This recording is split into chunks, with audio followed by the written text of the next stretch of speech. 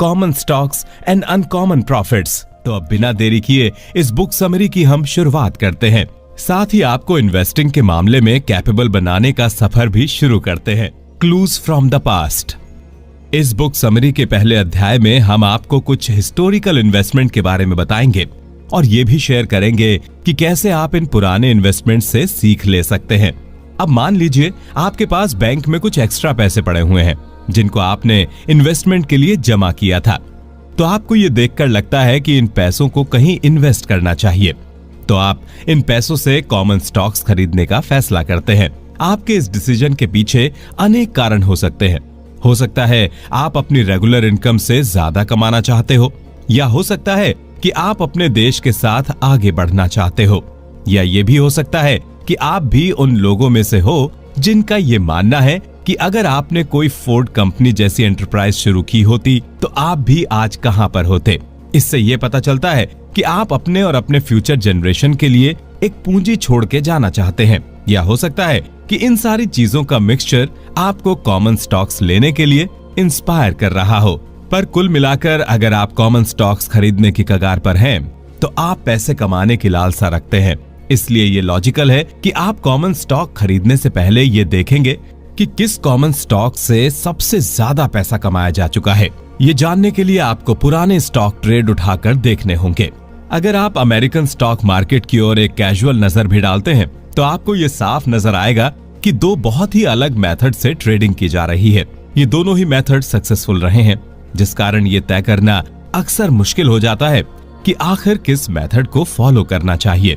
19th century और शुरुआती 20th century में अनेक बड़े फॉर्च्यून और बहुत से छोटे फॉर्च्यून बिजनेस साइकिल पर सट्टा लगाकर बनाए गए थे। उस समय वही लोग कॉमन स्टॉक्स की दुनिया में सफल होते थे जिनके अच्छे फाइनेंशियल कनेक्शंस हुआ करते थे। इसके पीछे का कारण यह था कि इस समय की बैंकिंग कंडीशन बहुत ही नाजुक थी। आज की तरह उस समय भी अच्छी कंपनी ढूंढना उतना ही मुश्किल था जितना आज है। मार्केट में फ्लक्चुएशंस उस समय भी उतने ही होते थे जितने आज होते हैं। उस समय भी वही ट्रेडर सफल होता था जो लॉन्ग टर्म इन्वेस्टमेंट में विश्वास रखता था और सारे फ्लक्चुएशंस के बाद भी एक ही कंपनी के साथ टिका रहता था, न कि वो जो स्टॉक को सस्ते में खरीदता था और उसे चंद पैसों के प्रॉफिट के लिए बेच देते थे। अगर आप ये चीज सुनकर चौंक उठे हैं तो चौंकिए मत। आज भी ऐसी बहुत सी कंपनीज हैं जो स्टॉक एक्सचेंज पर रजिस्टर्ड हैं और जिस पर आप इन्वेस्ट कर सकते हैं। पर ऐसी कुछ ही कंपनीज होंगी जिनका 25 से 50 साल पहले स्टॉक $10,000 पर होगा और आज की डेट में उनका स्टॉक $225,000 पर पहुंच गया होगा। कुल मिलाकर अगर कोई इन्वेस्टर उस समय ऐसी कंपनी में इन्वेस्ट करता तो वो अपने फ्यूचर जनरेशन के लिए एक वरदान देकर गया होता। अगर आप सोच रहे होंगे कि हाँ, जिन्होंने उस समय इन्वेस्ट किया आज उनके बच्चे उस चीज का लाभ उठा रहे हैं, लेकिन क्या आज भी ऐसी कंपनी है जिन पर हम इन्वेस्ट करके ऐसा कुछ अपनी आने वाली पीढ़ी के लिए कर सकते हैं? इस प्रश्न का जवाब इतना सीधा नहीं है। इसको समझने के लिए आपको स्टॉक मार्केट और स्टॉक्स पर डिटेल्ड अटेंशन देनी होगी।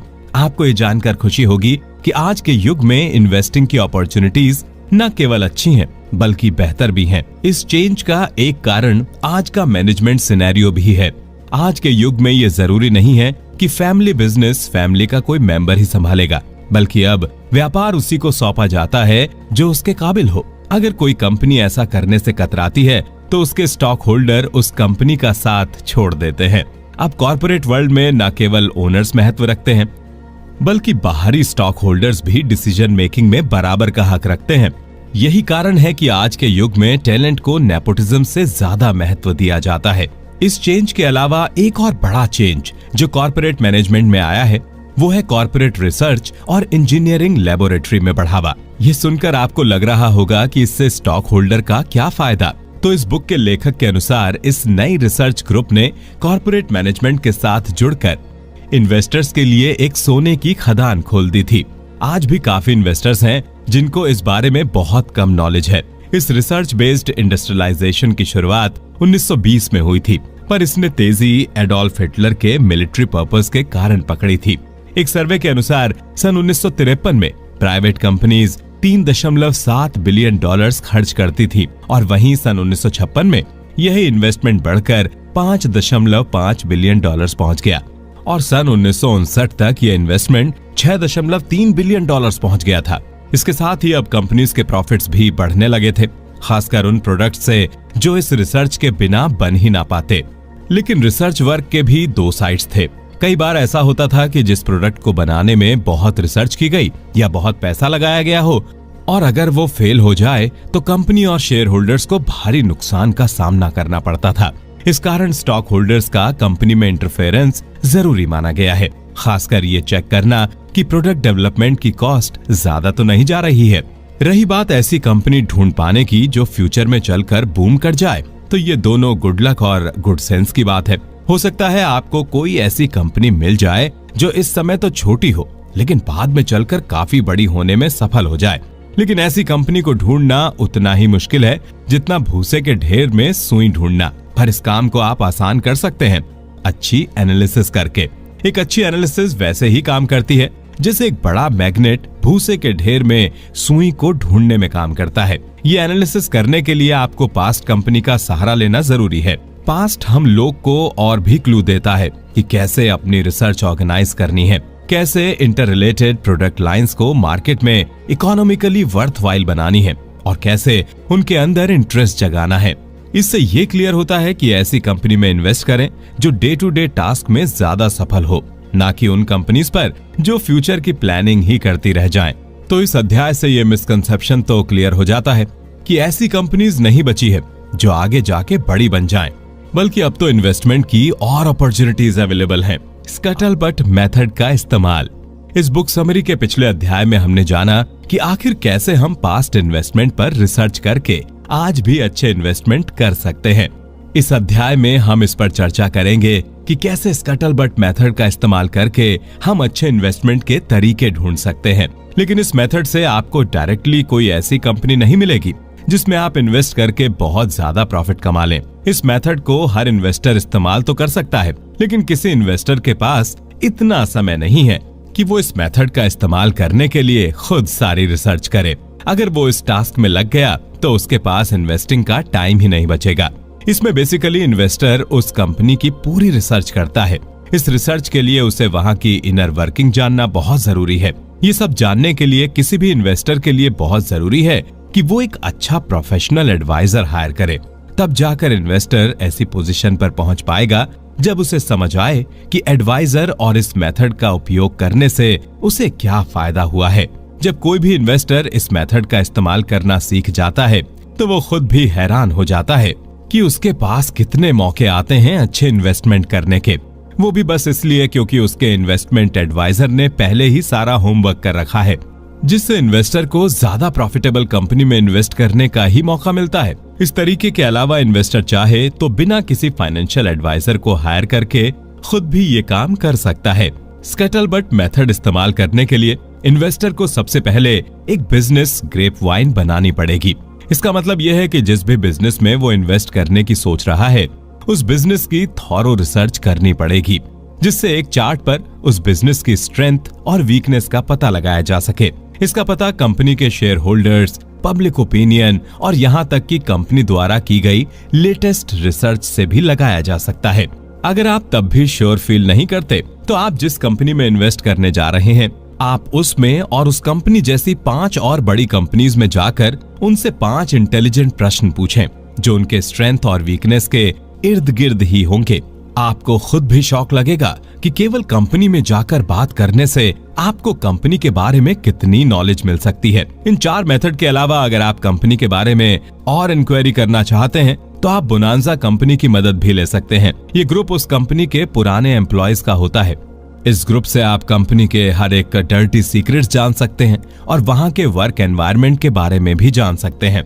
लेकिन जरूरी नहीं है कि इस ग्रुप के द्वारा दी गई इन्फॉर्मेशन 100% करेक्ट हो सकता है वो लोग अपनी पुरानी कंपनी के खिलाफ बैड माउथिंग या अफवाह फैला रहे हों, जिस कारण आपको इनकी दी गई हर इन्फॉर्मेशन को डबल चेक और क्रॉस चेक दोनों करना पड़ता है, जो कि एक बहुत टीडियस टास्क साबित हो सकता है। लेकिन यह भी जरूरी नहीं कि हर सोर्स ऑफ इन्फॉर्मेशन को पिछली सोर्स ऑफ इन्फॉर्मेशन से मिलता जुलता होना चाहिए। ज्यादातर बड़ी कंपनीज की इन्फॉर्मेशन इतनी क्रिस्टल क्लियर होती हैं कि इन्वेस्टर पहले ही समझ जाता है कि क्या उसको इस कंपनी में इन्वेस्टिगेशन करनी चाहिए या नहीं। यदि उसे लगता है करनी चाहिए तो अधूरी इंफॉर्मेशन को पूरा करने के लिए कंपनीज के ऑफिसर से बात करनी चाहिए। एक अच्छे इन्वेस्टर की यही पहचान होती है कि वो पूरी रिसर्च किए बिना किसी भी कंपनी में इन्वेस्ट करना सही नहीं समझता है। अब इन्वेस्टर जब जान जाता है कि किस कंपनी में इन्वेस्ट करना है, तो इसके बाद उसके सामने एक और चुनौती खड़ी होती है कि आखिर कौन से कॉमन स्टॉक्स उसे खरीदने चाहिए। 15 पॉइंट्स को ध्यान में रखें। बुक समरी के पिछले अध्याय में आपने ये जाना कि कैसे स्कटलबट मेथड का इस्तेमाल करके आप एक अच्छी कंपनी में इन्वेस्ट कर सकते हैं। अब एक बार आप ये सीख गए तो आपको ये जानना भी जरूरी है कि आपको कौन से कॉमन स्टॉक्स खरीदने चाहिए। कोई भी कॉमन स्टॉक्स खरीदने से पहले आपको 15 पॉइंट्स का ध्यान रखना बेहद जरूरी है। अगर इन पॉइंट्स में से कुछ पॉइंट्स में कंपनी खरी नहीं उतरती है तो एक बार को आप फिर भी ऐसे स्टॉक्स में इन्वेस्ट करने का रिस्क ले सकते हैं, परंतु अगर बहुत से पॉइंट्स पर असफल होती है तो ऐसी कंपनी के स्टॉक्स खरीदने की आपको या किसी भी इन्वेस्टर को गलती नहीं करनी चाहिए। अब आपके मन में सवाल आ रहा होगा कि अगर स्कटलबट मेथड पहले ही इस्तेमाल कर लिया गया है तो इन 15 पॉइंट्स की क्या जरूरत है। तो लेखक आपको इस पर यह बताना चाहेंगे कि आप स्कटलबट मेथड से एक कंपनी की क्रेडिबिलिटी के बारे में जान सकते हैं और क्या वो इन्वेस्टमेंट वर्दी है या नहीं ये जान सकते हैं। लेकिन इन 15 पॉइंट्स की मदद से आप कंपनी और उसके किस स्टॉक में इन्वेस्ट करना है ये जानने के काबिल बन सकते हैं। इनमें से कुछ पॉइंट्स तो कंपनी के बाहर के लोग ही सॉल्व कर पाएंगे और कुछ पॉइंट्स के लिए आपको कंपनी में काम कर रहे लोगों से इंक्वायरी करनी पड़ेगी। तो बिना देर किए हम आपको इन पॉइंट्स के बारे में बताते हैं जिनका आपको कोई भी कॉमन स्टॉक इन्वेस्टमेंट करने से पहले ध्यान रखना होगा। इन 15 पॉइंट्स में सबसे पहला पॉइंट यह है कि क्या कंपनी के पास जो प्रोडक्ट्स या सर्विसेज हैं उससे वो सफिशिएंट मार्केट कैप्चर करने में कैपेबल होगी और क्या वो कुछ सालों में एक बड़े लेवल पर अपना बिजनेस स्केल कर पाएगी। ये सवाल सबसे पहला इसलिए होना चाहिए क्योंकि एक बार में बड़ा प्रॉफिट कमाना किसी भी कंपनी के लिए बड़ी बात नहीं है, लेकिन उस सेल्स को मेंटेन करना और बढ़ाना ये बड़ी बात है। कुछ कंपनीज के साथ ये भी देखा गया है कि कुछ साल तो सेल्स हर साल बढ़ी, लेकिन एक पॉइंट पर आकर सेल्स स्टैग्नेट हो गई या रुक गई। इसका सबसे बड़ा एग्जाम्पल है रेडियो सेट मैन्युफैक्चरर्स, जिनको टेलीविजन के कमर्शियल डेवलपमेंट के बाद बहुत बड़ा झटका लगा था। ये इंडस्ट्री का नियम है, जो नई टेक्नोलॉजी मार्केट में जल्दी लाएगा वो उससे खूब प्रॉफिट कमाएगा। वहीं जो कंपनी पुरानी टेक्नोलॉजी पर रुकी रह जाएगी उनकी ग्रोथ रुक जाएगी। यही कारण था कि रेडियो की सेल्स जो एक समय में हर साल तेजी से बढ़ रही थी, पर अब उनकी सेल्स हर साल गिरती जा रही है। जो कंपनी ईयर टू ईयर मुनाफा शो कर पा रही है उसी में इन्वेस्ट करना फायदेमंद होता है, ना कि उन कंपनीज में जो फ्लूक या तुक्के से प्रॉफिट कमा लेती हैं। जो कंपनी दसियों सालों से प्रॉफिटेबल रही हैं, वो दोनों लकी और काबिल हैं। कुछ कंपनी काबिल हैं इसलिए फॉर्चुनेट हैं और कुछ कंपनी फॉर्चुनेट हैं इसलिए काबिल हैं। दोनों में से जो कंपनी काबिल है वो हमेशा फॉर्चुनेट कंपनी से लॉन्ग रन में आगे निकल जाती है। लेकिन दोनों ही टाइप की कंपनी में मैनेजमेंट का रोल सबसे बड़ा होता है। अगर मैनेजमेंट अच्छा है तो एक फॉर्चुनेट कंपनी जो काबिल ना भी हो वो भी बदलते समय के साथ काबिल बन जाती है। दूसरा पॉइंट जिसका एक इन्वेस्टर को ख्याल रखना चाहिए वो है, क्या मैनेजमेंट के अंदर नए प्रोडक्ट्स या प्रोसेसेस बनाने और कंटिन्यू रखने का डिटर्मिनेशन बाकी है या नहीं। ये सवाल तब करें जब खासकर उनके करंट प्रोडक्ट लाइन अपनी फुल पोटेंशियल पर पहुंच चुकी है। ऐसी कंपनीज जो एक ही प्रोडक्ट या प्रोडक्ट लाइन पर पूरे तरीके से डिपेंडेंट हो जाती हैं, वो अक्सर लॉन्ग रन में प्रॉब्लम्स फेस करती हैं। ऐसी कंपनीज के मैनेजमेंट को लगता है कि जब उनका एक प्रोडक्ट सफल हो चुका है तो उसी को बस इम्प्रूव करके पब्लिक को बेचते रहना चाहिए। लेकिन ऐसे ही मैनेजमेंट के कारण कंपनी डूब जाती है, क्योंकि ये कंपनी रिसर्च और डेवलपमेंट में उतना खर्च नहीं कर रही होती जितना जरूरी है। तो इन्वेस्टर को कोई भी स्टॉक खरीदने से पहले ये जान लेना बहुत जरूरी है कि क्या वो जिस कंपनी में इन्वेस्ट कर रहा है उस कंपनी के अंदर कुछ नया बनाने का जुनून बाकी भी है या फिर वो जहां पहुंच गए हैं उससे संतुष्ट हो चुके हैं। जो कंपनी जहां पर है अगर वहां पर वो संतुष्ट है तो ऐसी कंपनी बिल्कुल भी इन्वेस्टर के लिए फायदेमंद साबित नहीं होगी। इस दूसरे पॉइंट के अलावा तीसरा पॉइंट जिसका हर इन्वेस्टर को ध्यान रखना चाहिए वो है कि कंपनी के साइज के हिसाब से उनके R&D एफर्ट्स कितने इफेक्टिव हैं। इस तीसरे पॉइंट पर ध्यान देना जरूरी इसलिए हो जाता है क्योंकि इससे साफ पता चल जाता है कि कंपनी रिसर्च एंड डेवलपमेंट में इन्वेस्ट करने के बाद प्रॉफिटेबल है भी या नहीं। ऐसी बहुत सी पब्लिक कंपनीज हैं जो R&D में तो बहुत पैसा लगा देती हैं, पर उससे उन्हें उतना फायदा होता नहीं है। तो ये देखना बहुत जरूरी है कि क्या कंपनी के मैनेजमेंट को अपनी कैपेबिलिटी पता है और क्या इन्वेस्टमेंट करते वक्त उनके पैर जमीन पर रहते हैं। जितनी लंबी चादर उतने ही पैर फैलाने चाहिए। ये कहावत रिसर्च की दुनिया में बिल्कुल फिट बैठती है। अगर कंपनी अपने साइज से ज्यादा रिसर्च में इन्वेस्ट कर रही है या फिर कंपनी अपने साइज के मुकाबले कम इन्वेस्ट कर रही है, तो ऐसे में दोनों को ही लॉन्ग रन में लॉस का सामना करना पड़ेगा। किसी भी कंपनी का नया प्रोडक्ट तब ही सक्सेसफुल माना जाता है जब वो अपनी रिसर्च की कॉस्ट भी रिकवर कर पाए और प्रॉफिट भी कमा सके। जो भी कंपनी ऐसे प्रोडक्ट्स बनाने में सफल है, वो लॉन्ग टर्म में भी सेम मैनेजमेंट में उतनी ही सफल रहेगी। चौथा पॉइंट जिसका एक इन्वेस्टर को ध्यान रखना चाहिए वो ये है कि क्या कंपनी के पास एक अबव एवरेज सेल्स ऑर्गेनाइजेशन है। इस चुनौती भरे युग में ये देखना बहुत जरूरी है कि किस कंपनी की सेल्स टीम ज्यादा बेहतर है। अगर किसी भी कंपनी या उसकी मैनेजमेंट को ये लगता है कि उनके प्रोडक्ट्स ऑटोमेटिकली बिक सकते हैं, तो ये उनकी सबसे बड़ी गलतफहमी है। हर कंपनी को एक अच्छी सेल्स टीम की जरूरत होती है जो लोगों को उनके प्रोडक्ट्स या सर्विसेज के बारे में ठीक से बता पाए, जिससे उनकी कंपनी और उनके ग्राहकों के बीच एक बॉन्डिंग बनना पॉसिबल हो। इसी कारण इस किताब के लेखक का कहना है कि हर सक्सेसफुल कंपनी अपनी सेल्स टीम पर विशेष ध्यान देती है, क्योंकि लॉन्ग टर्म ग्रोथ के लिए एक स्ट्रॉन्ग सेल्स आर्म जरूरी है। पांचवा पॉइंट जिसका एक इन्वेस्टर को ध्यान रखना चाहिए वो ये है कि क्या उनका प्रॉफिट मार्जिन मतलब भर का है या नहीं। ये पॉइंट तो कोई भी व्यक्ति जिसकी मैथमेटिकल एनालिसिस स्ट्रॉन्ग है वो समझ जाएगा कि बिजनेस में प्रॉफिट तभी है जब सेल्स अच्छी है, और अगर सेल्स अच्छी है तो प्रोडक्ट में प्रॉफिट मार्जिन भी अच्छा होना चाहिए। जो कंपनी शुरुआत में लो प्रॉफिट मार्जिन पर बेचती है वो भी कुछ समय बाद अपने प्रोडक्ट का प्राइस बढ़ाकर अपने प्रॉफिट मार्जिन बढ़ा लेती है। वहीं जो कंपनीज अपने प्रॉफिट मार्जिन स्केल के अकॉर्डिंग नहीं बढ़ाती हैं, वो इवेंचुअली प्रॉफिटेबल नहीं रहती हैं। इसके पीछे का कारण बहुत सिंपल है। जैसे कंपनी बड़ी होगी वैसे ही उसकी कॉस्ट ऑफ रनिंग भी बढ़ती जाएगी। इसलिए लेखक के हिसाब से एक इन्वेस्टर को कभी भी ऐसी कंपनी में इन्वेस्ट नहीं करना चाहिए जो मार्जिनल प्रॉफिट पर वर्क करती हो। इन्वेस्टर को हमेशा से ही उन कंपनीज में प्रॉफिट ज्यादा होगा जिनके प्रोडक्ट में मार्जिन अच्छा हो, वरना लो प्रॉफिट और मार्जिनल कंपनीज में पैसे डूबने के चांसेस बढ़ जाते हैं। इस पॉइंट के अलावा 6 पॉइंट जिसका एक इन्वेस्टर को दिमाग में रखना चाहिए वो ये है कि कंपनी ऐसा क्या कर रही है जिससे उनका प्रॉफिट मार्जिन मेंटेन या इम्प्रूव हो रहा है। इस सवाल को सुनकर आपको लग रहा होगा कि अगर प्रोडक्ट सक्सेसफुल है तो प्रॉफिट मार्जिन मेंटेन और इम्प्रूव करना आसान होगा, लेकिन ऐसा नहीं है। जब भी आप किसी कंपनी के स्टॉक को खरीदते हैं तो हो सकता है उस समय कंपनी का वो प्रोडक्ट सक्सेसफुल हो, लेकिन ओवर द टाइम उस प्रोडक्ट का क्रेज मार्केट से खत्म हो जाए। तो ये बहुत जरूरी हो जाता है कि कंपनी कॉन्स्टेंटली अपने प्रोडक्ट्स को एंगेजिंग और अट्रैक्टिव करने में लगी रहे। साथ ही कंपनी को लेबर और रॉ मटेरियल्स की कॉस्ट को भी ध्यान में रखना बहुत जरूरी होता है। इसके साथ ही टैक्सेस में भी हर साल बदलाव के कारण बिजनेस रनिंग कॉस्ट बढ़ जाती है। तो इन सबको मैनेज करने के लिए एक कंपनी को प्रॉपर प्लानिंग करना महत्वपूर्ण है।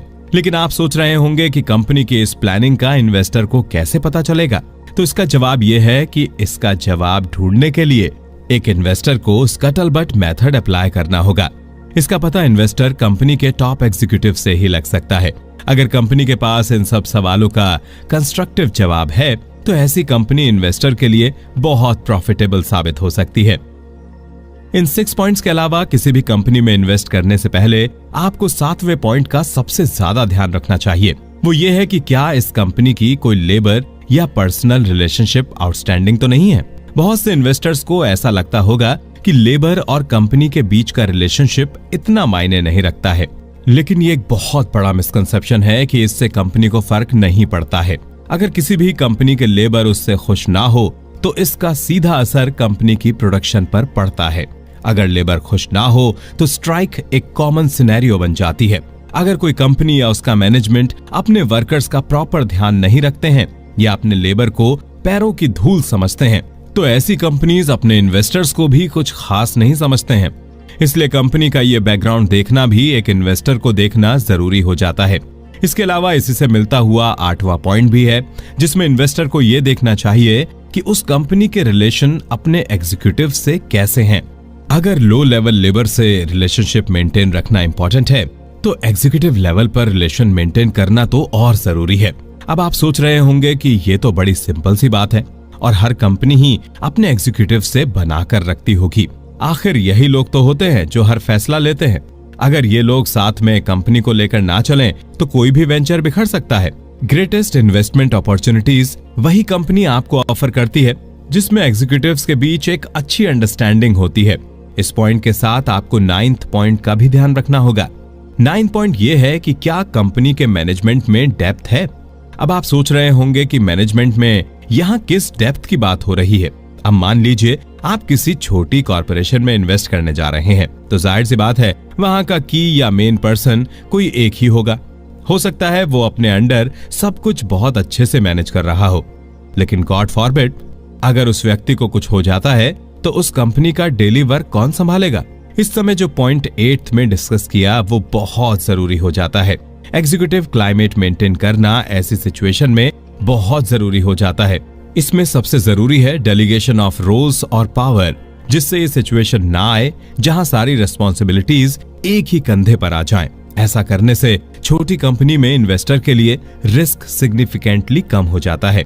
इसके अलावा जब हम 10th पॉइंट के बारे में डिस्कस करते हैं तो वो ये है कि क्या कंपनी की कॉस्ट एनालिसिस और अकाउंटिंग कंट्रोल अच्छी है।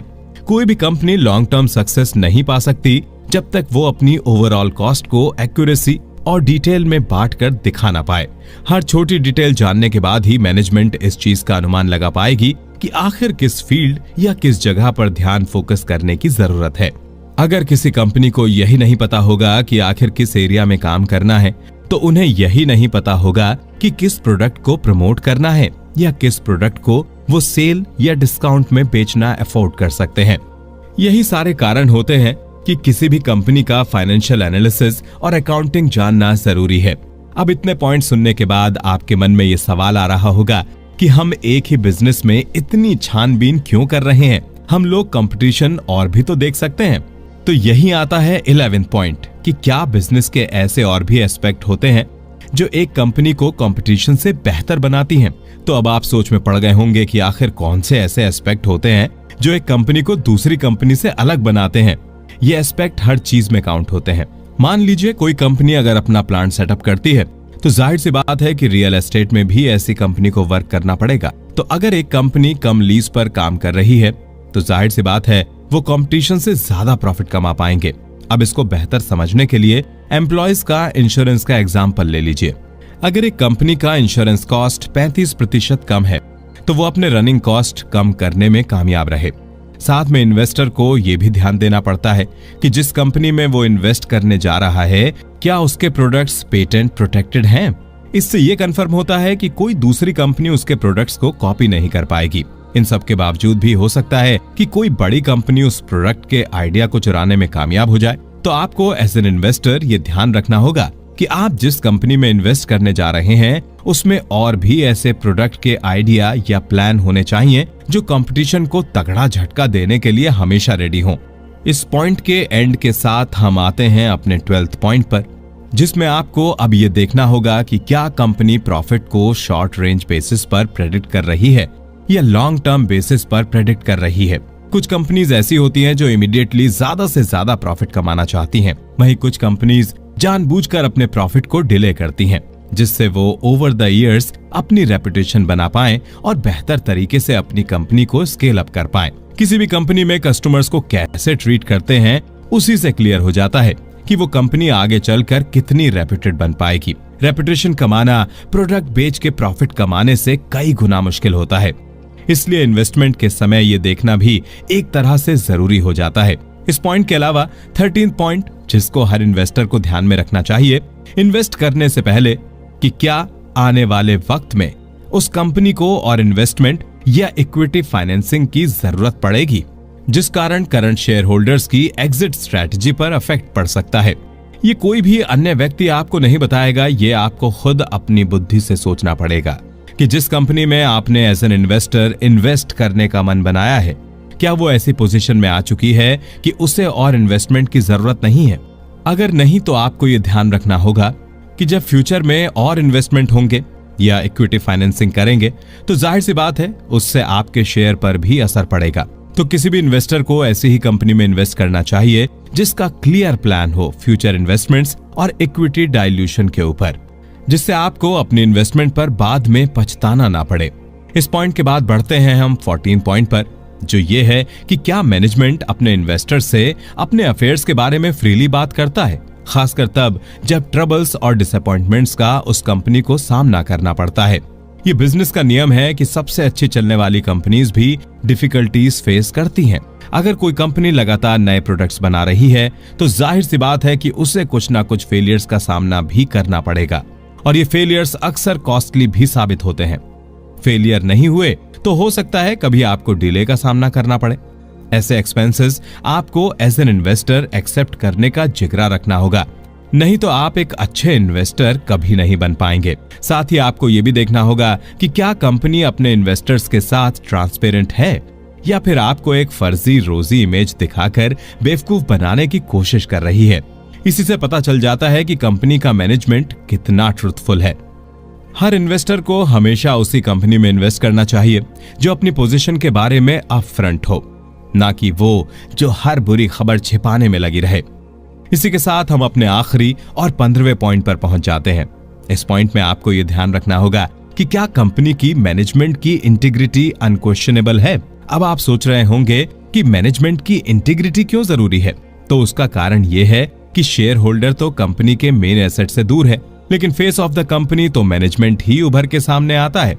लेकिन वहीं अगर मैनेजमेंट की ही इंटीग्रिटी पर जनता सवाल उठाने लगे तो कहीं ना कहीं कंपनी की इंटीग्रिटी पर भी सवाल उठने लगते हैं। तो ऐसी सिचुएशन में आपको ऐसी कंपनी को हर हाल में अवॉइड करने की कोशिश करनी चाहिए, क्योंकि अगर उनकी इंटीग्रिटी पर फ्यूचर में चलकर सवाल उठना शुरू हो जाते हैं तो उससे कंपनी को हैवी लॉस का सामना करना पड़ सकता है। तो ये तो 15 पॉइंट्स हो गए जिनको आपको विशेष ध्यान रखना चाहिए किसी भी कंपनी के कॉमन स्टॉक्स खरीदने से पहले। बुक समरी के इस अध्याय में हम आपको बताएंगे एक कॉमन डिलाइमा जो हर नया इन्वेस्टर फेस करता है।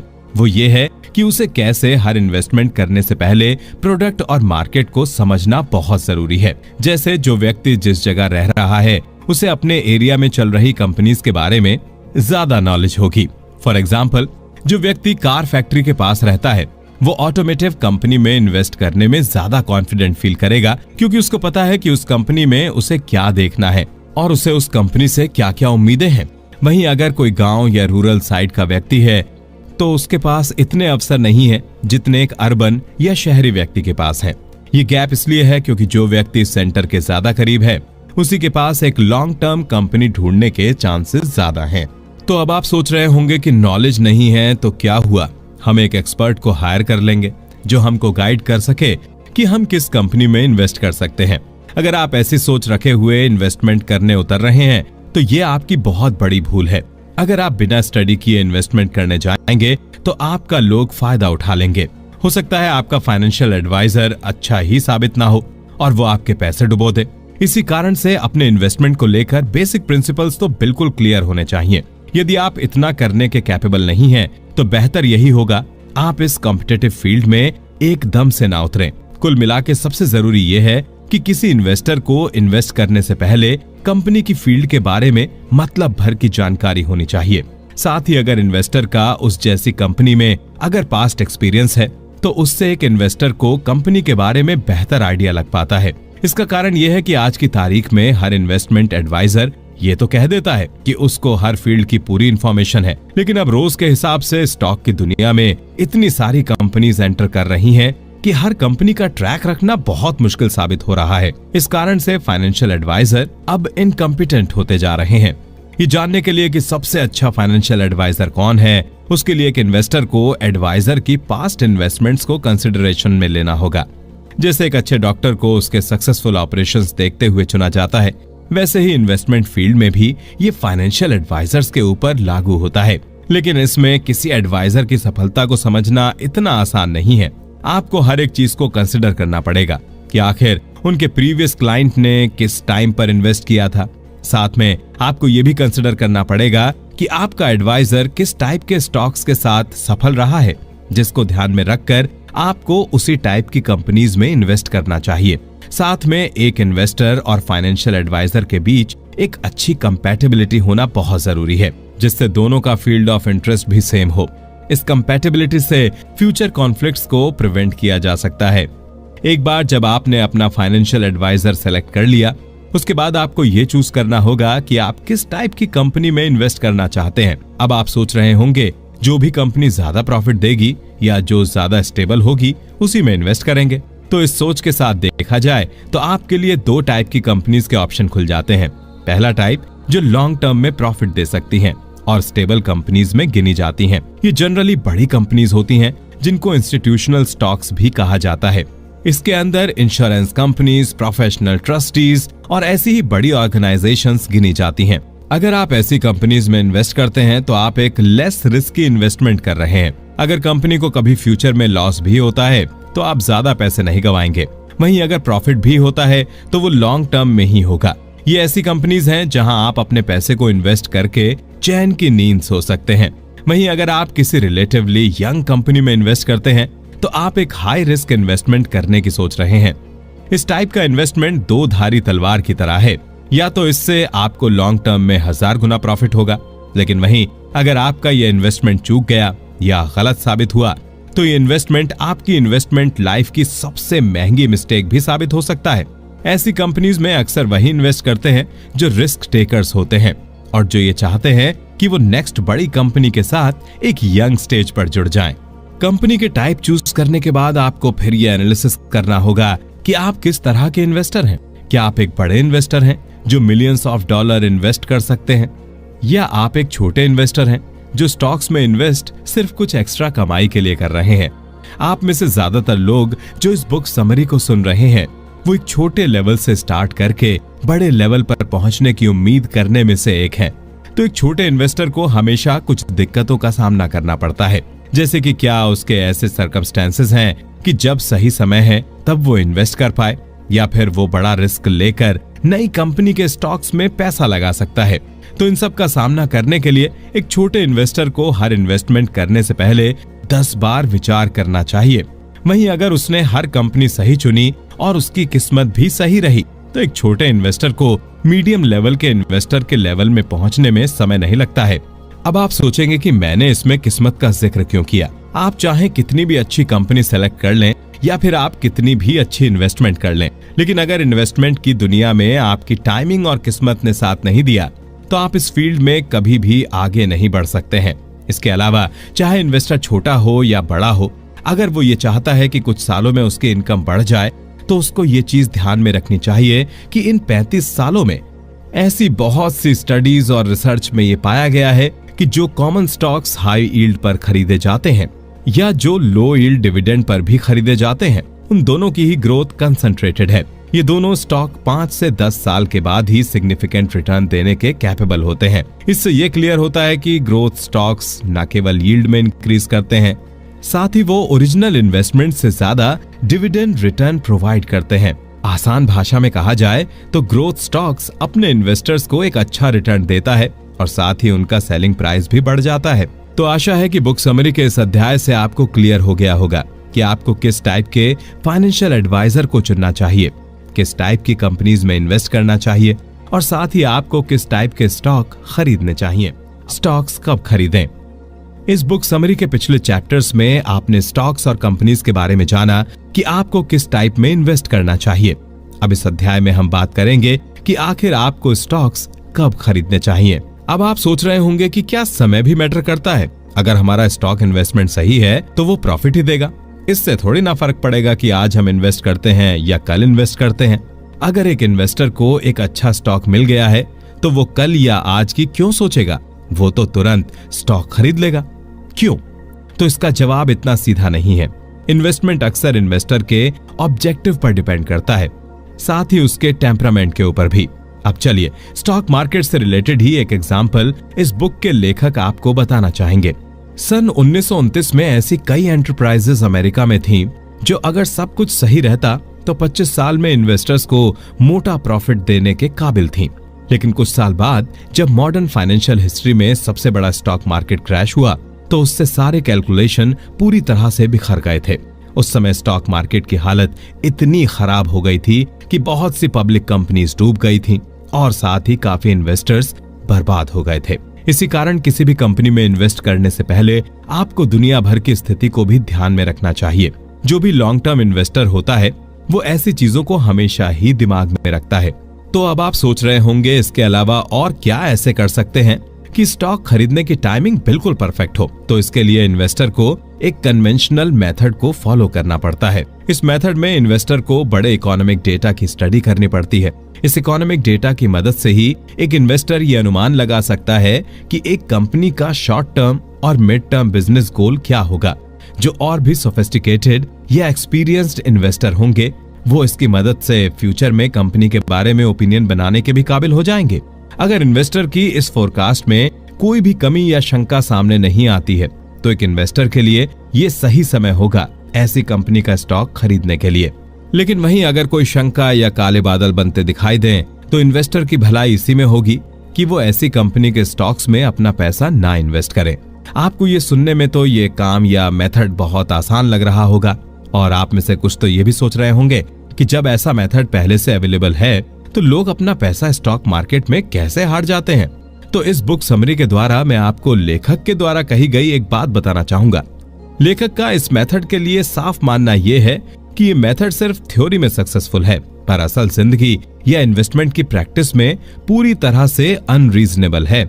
इसका कारण यह है कि आज के ह्यूमन नॉलेज के करंट स्टेट में सभी अपनी अपनी फोरकास्ट और प्रेडिक्शन करने की कोशिश करते हैं जिसमें सही होने के चांसेस बहुत कम होते हैं। कुछ लोग इन प्रेडिक्शंस के लिए टेक्नोलॉजी का सहारा लेते हैं लेकिन फिर भी किसी का भी अनुमान 100% सही नहीं होता है। हो सकता है आज से 5-10 साल बाद ऐसी टेक्नोलॉजी आ जाए जिससे एक्यूरेटली पता चल जाए कि एक समय बाद स्टॉक के प्राइसेस कहां होंगे, लेकिन फिर भी ऐसी टेक्नोलॉजी कभी नहीं आ सकती जो बिजनेस में स्टॉक्स की वैल्यू प्रिसाइजली बता सके। लेखक का मानना है कि बिजनेस में इकोनॉमिक्स की ह्यूमन नॉलेज उतनी ही है जितनी केमिस्ट्री की नॉलेज हमें मिडिल एजेस में थी। उस समय की केमिस्ट्री भी उतनी ही क्रूड और मिस्टीरियस थी जितनी आज की डेट में बिजनेस की इकोनॉमिक्स है। आज की डेट में भी इस विषय के बारे में इतनी कम नॉलेज होने के बावजूद भी एक इन्वेस्टर या आप भी एक एक्यूरेट गैस कर सकते हैं कि कंपनी के स्टॉक्स फ्यूचर में किस दिशा में जाएंगे। लेकिन ऐसे प्रेडिक्शन अगर 10 लोग से करवाए जाएं तो किसी एक का उसमें सही निकलेगा। एक टिपिकल इन्वेस्टर तो जीता और कमाता ही इन इकोनॉमिक फोरकास्ट के भरोसे है। कोई भी बड़ा इन्वेस्टर ये फोरकास्ट खुद से नहीं करता है बल्कि वो इसके लिए लोगों को हायर करता है जिनका यही काम होता है कि वो इन्वेस्टमेंट के लिए सेलेक्टेड कंपनीज का फोरकास्ट बनाए। लेकिन लेखक आपको इस तरीके से वार्न करना चाहेंगे, जिस इन्वेस्टर की डिपेंडेंस की आदत बहुत पड़ जाती है उसके लिए अपने बल पर इन्वेस्टमेंट करना बहुत मुश्किल हो जाता है। अगर आप में से भी कोई ऐसा इन्वेस्टर है तो लेखक आपको वर्ल्ड वॉर 2 के बाद से छपी ई कॉमर्शियल एंड फाइनेंशियल क्रॉनिकल पढ़ने की सलाह देते हैं। चाहे इन्वेस्टर कोई भी साल की ये किताब पढ़े उसे इतना जरूर समझ आ जाएगा कि ऐसा जरूरी नहीं कि सबका व्यू पॉइंट एक कंपनी को लेकर एक ही जैसा हो। जो भी इन्वेस्टर ये बुक पढ़ता है वो इस चीज से जरूर हैरान होता है कि कितनी बार आपस में एक्सपर्ट के ओपिनियंस ही मैच नहीं करते हैं। अब आप सोच रहे होंगे कि इन्वेस्टर के पास ऑप्शन ही क्या रह जाता है। वो कैसे जान सकता है कि सही समय इन्वेस्टमेंट का क्या है, या वो जान भी सकता है या नहीं। तो इसका जवाब यह है कि एक इन्वेस्टर 2 एस्पेक्ट या नजरिए से बिजनेस को जज कर सकता है। पहला तो ये कि वो नए प्रोडक्ट के बनने के टाइम साइकिल पर पूरी तरीके से डिपेंडेंट नहीं हो सकता है। इसका कारण यह है कि अगर वो किसी एक चीज पर इतना डिपेंडेंट हो जाता है तो वो सही डिसीजन नहीं ले पाएगा और वो एक सपने या अनफिनिश्ड प्रोडक्ट पर इन्वेस्टमेंट का डिसीजन ले लेगा। इससे हो सकता है उसे फ्यूचर में लॉस उठाना पड़े। दूसरा एस्पेक्ट ये हो सकता है कि वो ऐसी कंपनीज में इन्वेस्ट करे जिनका मैनेजमेंट वेल बैलेंस्ड और प्रोफेशनल हो। इससे एक इन्वेस्टर को ये फायदा रहता है कि उसको कभी भी कंपनी के प्रोडक्ट में डिले नहीं मिलता है। इसके साथ ही काम भी स्मूथली और एफिशिएंटली चलता रहता है। अब राइट टाइमिंग को बेहतर समझने के लिए हम आपको 2 ऑप्शन प्रोवाइड करेंगे। इसमें कंपनी की 2 स्थिति होंगी जिनके डिफरेंट प्रोस और कॉन्स हैं। पहले ऑप्शन में मान लीजिए एक कंपनी है जिसका रिलेशन अपने वर्कर्स और अपने एग्जीक्यूटिव्स के साथ बहुत अच्छा है, लेकिन उनके नए प्रोडक्ट ने उतनी मार्केट कैप्चर नहीं की जितनी उन्हें उम्मीद थी। तो इस सिचुएशन को सुधारने के लिए कंपनी ने एक प्लान बनाया, पर उस प्लान को इफेक्ट में लाने में समय लगा और तब कंपनी का स्टॉक बाइंग पॉइंट ए पर पहुंच गया। इस प्लान के चलते 1.5 साल के लिए लेबर के सारे बेनिफिट्स खत्म कर दिए गए, जिसके चलते वर्कर्स ने 2 बार स्ट्राइक कर दी। जिससे कंपनी का प्रोडक्शन कम हो गया और ये फाइनेंशियल वर्ल्ड में खबर फैल गई कि इस कंपनी की लेबर सिचुएशन बद से बदतर होती जा रही है, जिस कारण कंपनी के स्टॉक एकदम से गिर गए। लेकिन वो ज्यादा दिन तक नीचे नहीं रहे, क्योंकि मैनेजमेंट के प्लान ने रंग दिखाना शुरू कर दिया था, जिससे एक बार फिर प्रोडक्ट्स की सेल और लेबर दोनों सुधरने लगी। अब इस पॉइंट को हम कहेंगे बाइंग पॉइंट बी। अब देखते हैं कि किस इन्वेस्टर को ज्यादा फायदा हुआ। जिसने बाइंग पॉइंट ए पर स्टॉक खरीदे, उसने कंपनी के पीक पर स्टॉक खरीदे, जिस कारण जब कंपनी में दिक्कतें आईं तो उसके स्टॉक्स पर नेगेटिव असर पड़ा। वहीं जिस इन्वेस्टर ने बाइंग पॉइंट बी पर खरीदा, उसने एक तरह से राइजिंग कंपनी का स्टॉक खरीदा, जिस कारण उसका प्रॉफिट बाइंग पॉइंट ए वाले इन्वेस्टर से बेहतर होगा। इसी कारण किसी भी कंपनी का स्टॉक खरीदते हुए प्रॉपर रिसर्च और प्रॉपर टाइमिंग एक बहुत बड़ा रोल प्ले करती है, वरना आप सही कंपनी चूज करने के बाद जल्दबाजी में इन्वेस्टमेंट करने के चक्कर में राइट टाइमिंग मिस कर सकते हैं। तो ये तो बात हो गई आपको कब स्टॉक खरीदने चाहिए। अब ये भी जानना उतना ही जरूरी है कि आपको स्टॉक कब बेचने चाहिए, या बेचने भी चाहिए या नहीं। तो इसके कब बेचना चाहिए और कब नहीं। इस बुक समरी के पिछले चैप्टर में हमने जाना कि स्टॉक कब खरीदना चाहिए। अब जब आप एक बार स्टॉक खरीदते हैं तो ऐसा तो है नहीं कि आप अपनी पूरी जिंदगी इसको लेकर बैठे रहेंगे। ऐसे तो कोई भी इन्वेस्टर अपने स्टॉक से प्रॉफिट कमा ही नहीं पाएगा। ऐसे बहुत से कारण हो सकते हैं कि एक इन्वेस्टर को अपने स्टॉक्स बेचने पड़े। हो सकता है उसको नया घर खरीदना हो, या ये भी हो सकता है कि उसे अपने बच्चों के बिजनेस में इन्वेस्ट करना हो। इस टाइप की कॉमन स्टॉक की सेलिंग पर्सनल कहलाती है, ना कि प्रोफेशनल। तो इस टाइप की सेलिंग पर हम अपनी इस बुक समरी में गौर नहीं करेंगे, बल्कि हम आपको इस अध्याय के द्वारा ये बताएंगे कि कौन सी सेलिंग से एक इन्वेस्टर ज्यादा पैसे कमा सकता है। लेखक के हिसाब से एक इन्वेस्टर अपने स्टॉक्स केवल 3 कारणों से बेचता है। पहला कारण तो ये है कि जब इन्वेस्टर से कोई ज्यादा स्टॉक खरीदने में गलती हो जाए। अब मान लीजिए कि किसी इन्वेस्टर ने किसी कंपनी के स्टॉक्स खरीद लिए, पर उन्हें खरीदने के बाद उसे ये रियलाइजेशन होता है कि उसने जो स्टॉक्स खरीदे हैं वो हाई वैल्यूएशन पर खरीद लिए हैं। ऐसी गलती स्टॉक मार्केट की दुनिया में इतनी कॉमन है कि आपको विश्वास ही नहीं होगा। पर इस टाइप की सिचुएशन में किसी भी इन्वेस्टर को अपने इमोशन को किनारे रखकर डिसाइड करना होता है। उसको अपनी गलती एक्सेप्ट करनी पड़ती है और जल्द से जल्द ऐसे स्टॉक को अपने पोर्टफोलियो से निकालना पड़ता है। ऐसे स्टॉक्स को इन्वेस्टर जितनी जल्दी बेच दें, उनके लिए उतना ही फायदेमंद रहेगा, वरना स्टॉक को अपने पास लंबी ड्यूरेशन तक रख के वो अपने लॉसेस को बढ़ा सकते हैं। इसका कारण ये है कि ओवर द टाइम ऐसे स्टॉक वैल्यू में ऊपर नहीं जाते, बल्कि और नीचे गिर जाते हैं। लेकिन अगर आप एज एन इन्वेस्टर ऐसे स्टॉक्स खरीदने की गलती कर देते हैं तो उसमें बिल्कुल भी निराश होने वाली बात नहीं है। हो सकता है कुछ टाइम तक आपको ये गलती बहुत बड़ी लगे, लेकिन लेखक का मानना है कि ऐसे एक्सपीरियंस ही एक इन्वेस्टर को बना देते हैं या तोड़ देते हैं। जो एक अच्छा इन्वेस्टर होगा वो अपनी इस गलती से सीखेगा और आगे से किसी भी कंपनी में इन्वेस्ट करने से पहले अपने गलत इन्वेस्टमेंट से मिली सीख का उपयोग करेगा। इस रीजन के अलावा दूसरे रीजन जिसके चलते लोग अपने स्टॉक्स बेचते हैं वो है कि कंपनी की सेल्स ओवर द टाइम बदलती रहती है। हो सकता है कुछ मैनेजमेंट में चेंजेस की वजह से कंपनी की डीलिंग में फर्क आ गया हो सकता है जिन 15 पॉइंट्स को ध्यान में रखकर आपने इन्वेस्ट किया हो वो कंपनी अब उन 15 पॉइंट्स पर फॉलो नहीं कर रही हो। जब कोई भी कंपनी इस तरह से डिटोरिएट हो रही हो तो उसके ज्यादा नहीं बस 1-2 कारण ही होते हैं। या तो जैसा कि लेखक ने पहले बताया कि मैनेजमेंट में कमी होगी, या फिर कंपनी जो प्रोडक्ट या सर्विस देती है उसकी अब मार्केट में डिमांड नहीं बची है। लेकिन अक्सर ये होने का कारण ये पाया गया है कि कंपनी के टॉप एग्जीक्यूटिव्स उतनी अच्छी परफॉर्मेंस नहीं दे पा रहे होते जितने उनसे पहले वाले दे रहे होते हैं। अब ये होना बिल्कुल जरूरी भी नहीं है, लेकिन कई बार ये भी हो सकता है कि कंपनी की सेल्स इतनी बढ़ गई हो कि अब कंपनी को खुद ना पता हो कि सेल्स कैसे बढ़ानी है। दोनों में से कुछ भी होने पर जो इन्वेस्टर के पास स्टॉक रखा हुआ है उसे उस कंपनी के स्टॉक्स तुरंत बेच देने चाहिए। भले ही लोग कुछ भी कहें या मार्केट में उसके डिमांड पर भी इससे कोई असर ना पड़ा हो, लेकिन एज एन इन्वेस्टर आपको इससे फर्क नहीं पड़ना चाहिए कि लोग क्या कह रहे हैं या फिर मार्केट में माहौल क्या है, बल्कि एक इन्वेस्टर को सारे सेंटिमेंट्स को साइड में रखकर हार्ड फैक्ट्स का सामना करना पड़ता है। जिस कारण जब भी किसी इन्वेस्टर को दोनों में से कोई एक स्थिति दिखती है तो वो तुरंत अपने स्टॉक्स बेच देता है।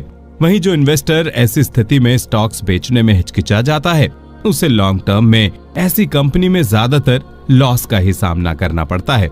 इन दोनों कारणों के अलावा एक और थर्ड रीजन है जिसके चलते एक इन्वेस्टर अपने स्टॉक्स बेचने के लिए मजबूर होता है। ये थर्ड रीजन है ओवरप्राइज्ड स्टॉक्स। बहुत से नए इन्वेस्टर या अनसोफिस्टिकेटेड इन्वेस्टर ये गलती जरूर करते हैं। अब आप सोच रहे होंगे कि क्या गलती, ओवरप्राइज्ड स्टॉक्स को बेचने में आखिर बुराई ही क्या है? अगर आप भी ये सोच रहे हैं तो आप दूर का नहीं सोच पा रहे हैं। मान लीजिए कोई स्टॉक आज आपके और मार्केट के अकॉर्डिंग ओवरप्राइज्ड है। इसके साथ ही वो स्टॉक आपके पास रखा हुआ है, तो आप भी जल्दबाजी में इस स्टॉक को इंस्टेंट प्रॉफिट के लिए बेच देते हैं। इससे आपको मोमेंटरली प्रॉफिट तो मिल जाएगा, लेकिन वही मान लीजिए कि उस स्टॉक के प्राइस नीचे आए ही नहीं और बढ़ते रहे, जिससे एक तरह से देखा जाए तो आपको लॉन्ग टर्म में लॉस हो जाएगा। लेकिन अब आप ये सोच रहे होंगे कि आखिर ये पता कैसे लगाया जाए कि किसी कंपनी का स्टॉक ओवरप्राइज्ड है या नहीं। तो ये जानने के लिए आपको डिफरेंट क्राइटेरिया की ओर देखना होगा। क्या कंपनी किसी एक प्रोडक्ट के भरोसे इतना ग्रोथ दिखा रही है, या फिर नए प्रोडक्ट लॉन्चेस के कारण जेन्युइन ग्रोथ दिखा रही है? कोई भी कंपनी जो year on year growth show कर रही हो, उसके लिए ये बहुत बड़ी बात नहीं है कि वो एक डिकेड के बाद अपनी वैल्यूएशन 4 टाइम्स कर दे। ये कारण हो सकता है कि एकदम से स्टॉक का रेट ओवरप्राइज्ड लगने लगे। लेकिन वहीं अगर कोई नई कंपनी 3-4 साल में ये कमाल अचीव कर लेती है, तो इसके बहुत चांसेस हैं कि स्टॉक ओवरप्राइज्ड असल में हो गया है। ऐसे में किसी भी इन्वेस्टर को अपने सारे स्टॉक्स की जगह केवल ग्रोथ स्टॉक्स बेचने चाहिए, क्योंकि ग्रोथ स्टॉक्स शुरू से ही ओवरप्राइज्ड होते हैं। लेकिन अगर ऐसे में कोई भी सेंसिबल इन्वेस्टर होगा तो वो अपने स्टॉक्स को ऐसे रीजन से कभी नहीं बेचेगा। इस अध्याय से ये कंक्लूजन निकल कर आता है कि अगर आपने अच्छी कंपनी के अच्छे कॉमन स्टॉक्स खरीदे हैं, तो अच्छा टाइम इन स्टॉक्स को बेचने का कभी नहीं है। स्टॉक्स बेचने से बेहतर ये होगा कि आप स्टॉक्स को रखे रहें और प्राइस में बढ़ने दें। ये सुनकर आपको ये लग रहा होगा कि स्टॉक्स बेचेंगे नहीं तो प्रॉफिट कैसे कमाएंगे, लेकिन अगर आप लॉन्ग रन में देखेंगे तो जो स्टॉक्स अच्छे हैं वो आपको बहुत बड़े रिटर्न्स भी दे सकते हैं।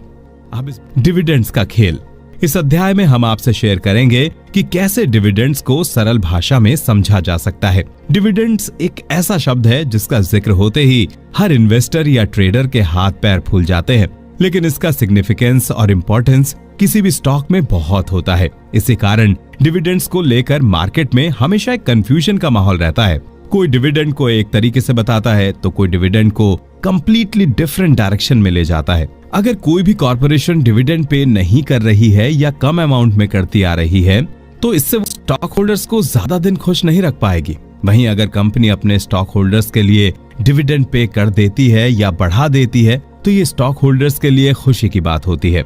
वहीं अगर डिविडेंड को किसी कारणवश रिड्यूस या एलिमिनेट कर दिया जाता है, तो उससे स्टॉक होल्डर के लिए एक अनफेवरेबल डिसीजन माना जाता है। अब ये सब सुनने के बाद आप भी कुछ हद तक कंफ्यूज हो गए होंगे। तो सरल भाषा में इसका मतलब ये होता है कि जितनी बार भी कोई कंपनी अपने डिविडेंड को बढ़ाने की जगह अपनी कंपनी में ही रिटेन या री इन्वेस्ट करती रहेगी, उतना ही शेयर होल्डर्स के स्टॉक्स पर नेगेटिव इफेक्ट पड़ेगा। कुछ केसेस जिनमें कंपनी डिविडेंड बिल्कुल ही रिड्यूस कर देती है, तब शेयर होल्डर्स के स्टॉक की वैल्यू पर भी असर पड़ता है, जिससे उसका प्रॉफिट शेयर कम हो जाता है। ऐसे करने के पीछे कंपनी एग्जीक्यूटिव्स की ये रीजनिंग होती है कि वो बिजनेस के लिए पैसा इकट्ठा करके रखना चाहते हैं, जिससे उन्हें एक सेंस ऑफ सिक्योरिटी मिली रहे। लेकिन ऐसे लोग ये नहीं समझ पाते कि ऐसा करने से वो स्टॉक होल्डर्स के मन में कंपनी के खिलाफ कड़वाहट को जन्म दे रहे हैं। देखा जाए तो कंपनी की सिक्योरिटी और रेपुटेशन बनाने में स्टॉक होल्डर्स का बहुत बड़ा योगदान रहा है, जिस कारण वो डिविडेंड के रूप में रिवॉर्ड पाने की उम्मीद रखते हैं। तो डिविडेंड से सबसे ज्यादा प्रॉफिट किसका होता है, इसको समझने के लिए हम एक इमेजिनरी कंपनी के एग्जाम्पल का सहारा लेते हैं।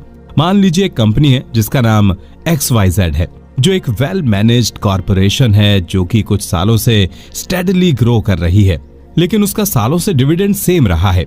लेकिन 4 साल पहले जो डिविडेंड देने में कंपनी को अपनी 50% इनकम देनी पड़ रही थी, वहीं अब उस कंपनी को डिविडेंड पे करने के लिए अपनी 25% इनकम का ही इस्तेमाल करना पड़ रहा है। अब इस कंपनी के board of directors same dividend होने का ये जस्टिफिकेशन देंगे कि वो कंपनी की रिटेन्ड अर्निंग से दूसरी बड़ी मार्केट में एक्सपेंड करना चाहते हैं। लेकिन इस तरीके से ये कॉर्पोरेशन अपने लार्ज स्टॉक होल्डर्स को ज्यादा फेवर कर रही होगी, जिसका भुगतान छोटे शेयर होल्डर्स को करना पड़ेगा। इसके पीछे का कारण यह है कि बड़े स्टॉक होल्डर्स एक हायर टैक्स ब्रैकेट में हैं, जिस वजह से एक बड़ा स्टॉक होल्डर अपने डिविडेंड के स्मॉल परसेंटेज को ही रख सकता है और इसलिए वो नहीं चाहता कि डिविडेंड बढ़ाया जाए। दूसरी तरफ छोटे शेयर होल्डर्स, जिनको बड़े शेयर होल्डर्स जितना टैक्सेस नहीं भरने होते, वो ये जरूर चाहते हैं कि कंपनी डिविडेंड का रेट बढ़ा दे। अब ये किसी कॉर्पोरेशन के लिए देखने वाली बात होती है कि क्या डिविडेंड बढ़ाना उनके और उनके शेयर होल्डर्स के इंटरेस्ट में है या नहीं। अगर एक कंपनी में मिलियंस ऑफ स्टॉक होल्डर्स एक लोअर इनकम ब्रैकेट को बिलोंग करते हैं, यदि वो इन्वेस्टर हर साल अपनी सेविंग्स का कुछ परसेंटेज कंपनी के लिए अलग करके रख रहे हैं, तो इस XYZ कॉर्पोरेशन को ऐसे इन्वेस्टर्स के लिए अपना डिविडेंड बढ़ाना ही पड़ेगा, वरना कुछ सालों बाद वो अपने लॉयल इन्वेस्टर्स का ट्रस्ट खो देंगे। लेकिन वहीं दूसरी तरफ बड़े स्टॉक होल्डर्स को भी हो सकता है इस बढ़े हुए डिविडेंड से फायदा हो जाए, खासकर तब जब उन्हें एडिशनल फंड्स की जरूरत हो। आशा करते हैं आपको इस एग्जाम्पल से डिविडेंड की पिक्चर जो है वो क्लियर हुई होगी और आप समझ पाए होंगे कि आखिर क्यों डिविडेंड बड़े और छोटे इन्वेस्टर्स के लिए महत्वपूर्ण होता है। एक कारण और भी है कि क्यों डिविडेंड इन्वेस्टर्स के लिए इंपॉर्टेंट होता है। वो ये है कि एक इन्वेस्टर जब भी किसी कंपनी में इन्वेस्ट करता है तो वो रिटर्न ऑन इन्वेस्टमेंट भी देखता है, जो उसे कंपनी के डिविडेंड रेट से क्लियर हो जाता है। लेकिन अगर कोई भी डिविडेंड से अच्छा रिटर्न चाहता है तो उसको एक चीज बहुत अच्छे से समझनी होगी कि किसी भी इन्वेस्टमेंट में डिविडेंड को इतना कंसिडरेशन देने की जरूरत नहीं है। अब इस बुक समरी में हम आपको लेखक के द्वारा बताई गई डिविडेंड की अल्टीमेट असलियत बताएंगे। ये अक्सर देखा गया है कि जो इन्वेस्टर डिविडेंड पर ज्यादा ध्यान देके इन्वेस्ट नहीं करते, वही अक्सर डिविडेंड से ज्यादा कमा पाते हैं। अब आप सोच रहे होंगे कि ये कैसे? इसका कारण ये है कि बेस्ट डिविडेंड रिटर्न किसी भी इन्वेस्टर को 5 से 10 साल के बाद या बीच में ही मिलता है। वो भी इन स्टॉक्स से मिलता है जो लो यील्ड स्टॉक्स में गिने जाते हैं। डिविडेंड्स में ऐसे low yield stocks over a period of time high yield stocks को भी पीछे छोड़ देते हैं।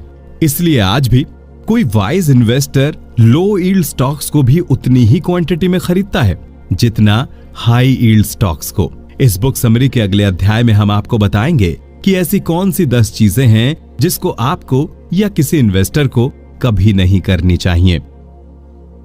10 things to avoid।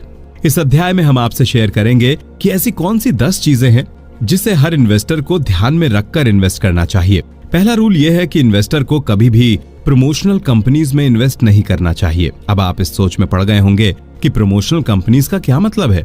आज के युग में ऐसी बहुत सी कंपनीज हैं जो जस्ट स्टार्ट हुई हैं या कोई ऐसे प्रोडक्ट पर वर्क कर रही हैं जो हो सकता है फ्यूचर में बहुत सक्सेसफुल हो जाए। जब आप ऐसी कंपनीज के बारे में सोचेंगे तो आपको भी लगेगा कि इन पर अर्ली इन्वेस्ट करके आप फ्यूचर में बहुत प्रॉफिट कमा लेंगे। लेकिन हर नई कंपनी जरूरी नहीं है कि टेस्ला या फेसबुक की तरह तुरंत सक्सेसफुल हो जाए। बहुत सी ऐसी कंपनीज कुछ चंद सालों में ही बंद हो जाती हैं और कई तो अपने प्रोडक्ट भी पूरी तरह से डेवलप नहीं कर पाती हैं। इस बुक के लेखक के अकॉर्डिंग एक इन्वेस्टर को तभी इन्वेस्ट करना चाहिए जब एक कंपनी एस्टेब्लिश्ड हो चुकी हो, और यदि वो ज्यादा रिस्क लेकर नई कंपनी में इन्वेस्ट करना चाहता है तो उसको ऐसी कंपनी में इन्वेस्ट करना चाहिए जो मिनिमम 2 से 3 साल से कंसिस्टेंट ऑपरेशन में हो और साथ ही प्रॉफिटेबल हो। वहीं पर कोई ऐसी कंपनी है जो अभी भी प्रमोशनल स्टेज में है, यानी केवल ब्लूप्रिंट और प्लान्स ही इन्वेस्टर के सामने रखे जा रहे हैं, तो ऐसे बिजनेस प्लान से इन्वेस्टर को तुरंत हाथ जोड़ लेने चाहिए। ऐसी कंपनीज हो सकता है आपको सुनने में बहुत अच्छे लगें, लेकिन असलियत में ये कड़वा सच है कि ऐसी कंपनीज सिर्फ बातें करने के काबिल होती हैं, जिस कारण जो इन्वेस्टर ऐसी कंपनीज की मीठी बातों में आकर इन्वेस्ट कर देता है तो ये गारंटीड है कि इन्वेस्टर को अपने इन्वेस्टमेंट पर भारी लॉस का सामना करना पड़ेगा। दूसरा पॉइंट जिसका एक इन्वेस्टर को इन्वेस्टमेंट करने से पहले ध्यान रखना चाहिए वो ये है कि उसे एक अच्छे स्टॉक को केवल ओवर द काउंटर होने के कारण नजरअंदाज नहीं करना चाहिए।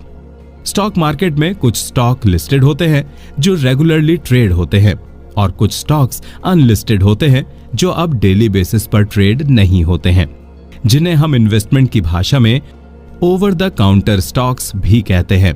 ओवर द काउंटर और एक्टिवली ट्रेडेड स्टॉक में कोई खास डिफरेंस नहीं होता है, बल्कि उल्टा over the counter stocks instant profit कमाने के लिए बेस्ट स्टॉक माने जाते हैं। इसका कारण यह है कि इनके स्टॉक्स ज्यादा लिक्विड होते हैं।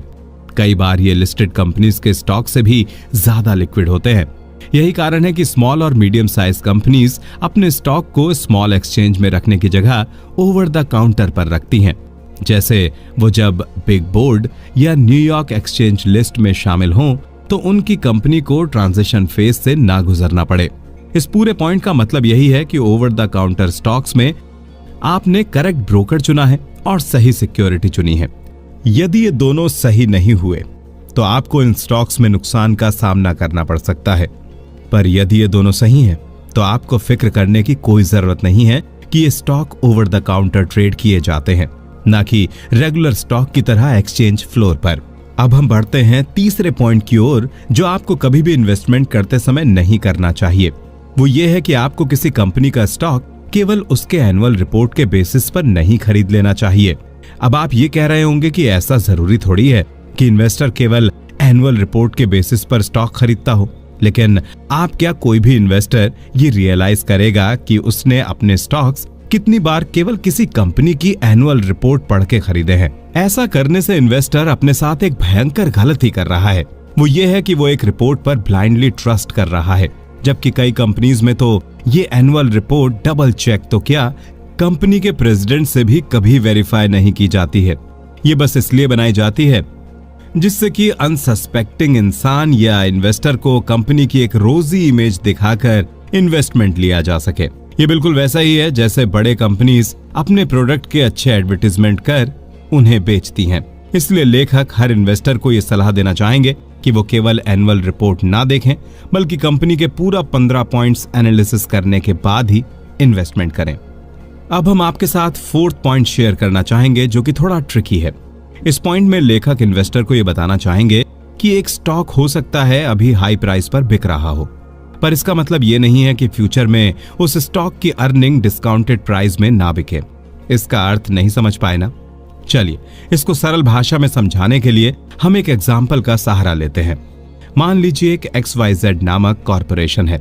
अभी कुछ सालों में इस कंपनी की ग्रोथ कंसिस्टेंट रही है और यह अनुमान लगाया जा रहा है कि इस कंपनी के स्टॉक्स के प्राइस 5 सालों में 2 गुने हो जाएंगे।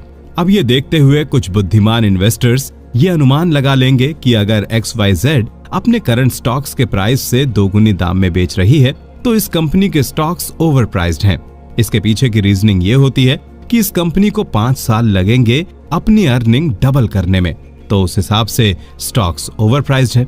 ये रीजनिंग कहीं ना कहीं सही भी है, लेकिन ये पूरी तरीके से गलत तब हो जाती है जब एक इन्वेस्टर इस चीज को समझ पाता है कि 5 साल बाद उस कंपनी के product same price earning ratio पर नहीं बिक रहे होंगे। ये अक्सर देखा गया है कि जो इन्वेस्टर ऐसे स्टॉक्स पहले खरीद लेता है उसको फ्यूचर में चलकर प्रॉफिट होता ही होता है, लेकिन वहीं कोई दूसरी XYZ जैसी ही कंपनी अपने स्टॉक्स अभी डिस्काउंटेड प्राइस में बेच रही है और साथ ही अपने प्रोडक्ट लाइन को एक्सपेंड करने में बिजी है। ऐसे में इसके बहुत चांसेस हैं जब उस कंपनी को और लिक्विड फंड्स की जरूरत होगी तो वो अपने स्टॉक्स को और डिस्काउंटेड प्राइस में बेचने को तैयार हो जाएगी। ऐसी कंपनीज न्यू इन्वेस्टर्स को बहुत अच्छी लगती है, पर एक वाइज इन्वेस्टर जानता है कि ऐसी कंपनीज बिल्कुल भी अपने इन्वेस्टर्स की केयर नहीं करती हैं। इस पॉइंट के एंड के साथ हम बढ़ते हैं अपने 5वें पॉइंट के ऊपर। वो ये है कि एक इन्वेस्टर को कभी 4 आने और 8 आने के लिए एक ब्राइट फ्यूचर वाले स्टॉक को लात नहीं मारनी चाहिए। इसको समझाने के लिए लेखक ने एक रियल लाइफ इंसिडेंट शेयर किया है। लेखक के एक दोस्त ने एक स्टॉक को केवल इसलिए ठुकरा दिया था क्योंकि वो उस स्टॉक को $35 में खरीदना चाहते थे और वो स्टॉक उस समय 35 और $25 पर बिक रहा था। केवल 1 क्वार्टर के कारण लेखक के दोस्त ने ये स्टॉक नहीं खरीदा। अब आपको ये जानकर शॉक लगेगा कि आज उस स्टॉक की कीमत $500 से भी ज्यादा है। इसलिए एक इन्वेस्टर को हमेशा इन्वेस्ट करते समय लॉन्ग रन का सोचना चाहिए और किसी अच्छे स्टॉक को रेट में मामूली से डिफरेंस के लिए नहीं छोड़ना चाहिए।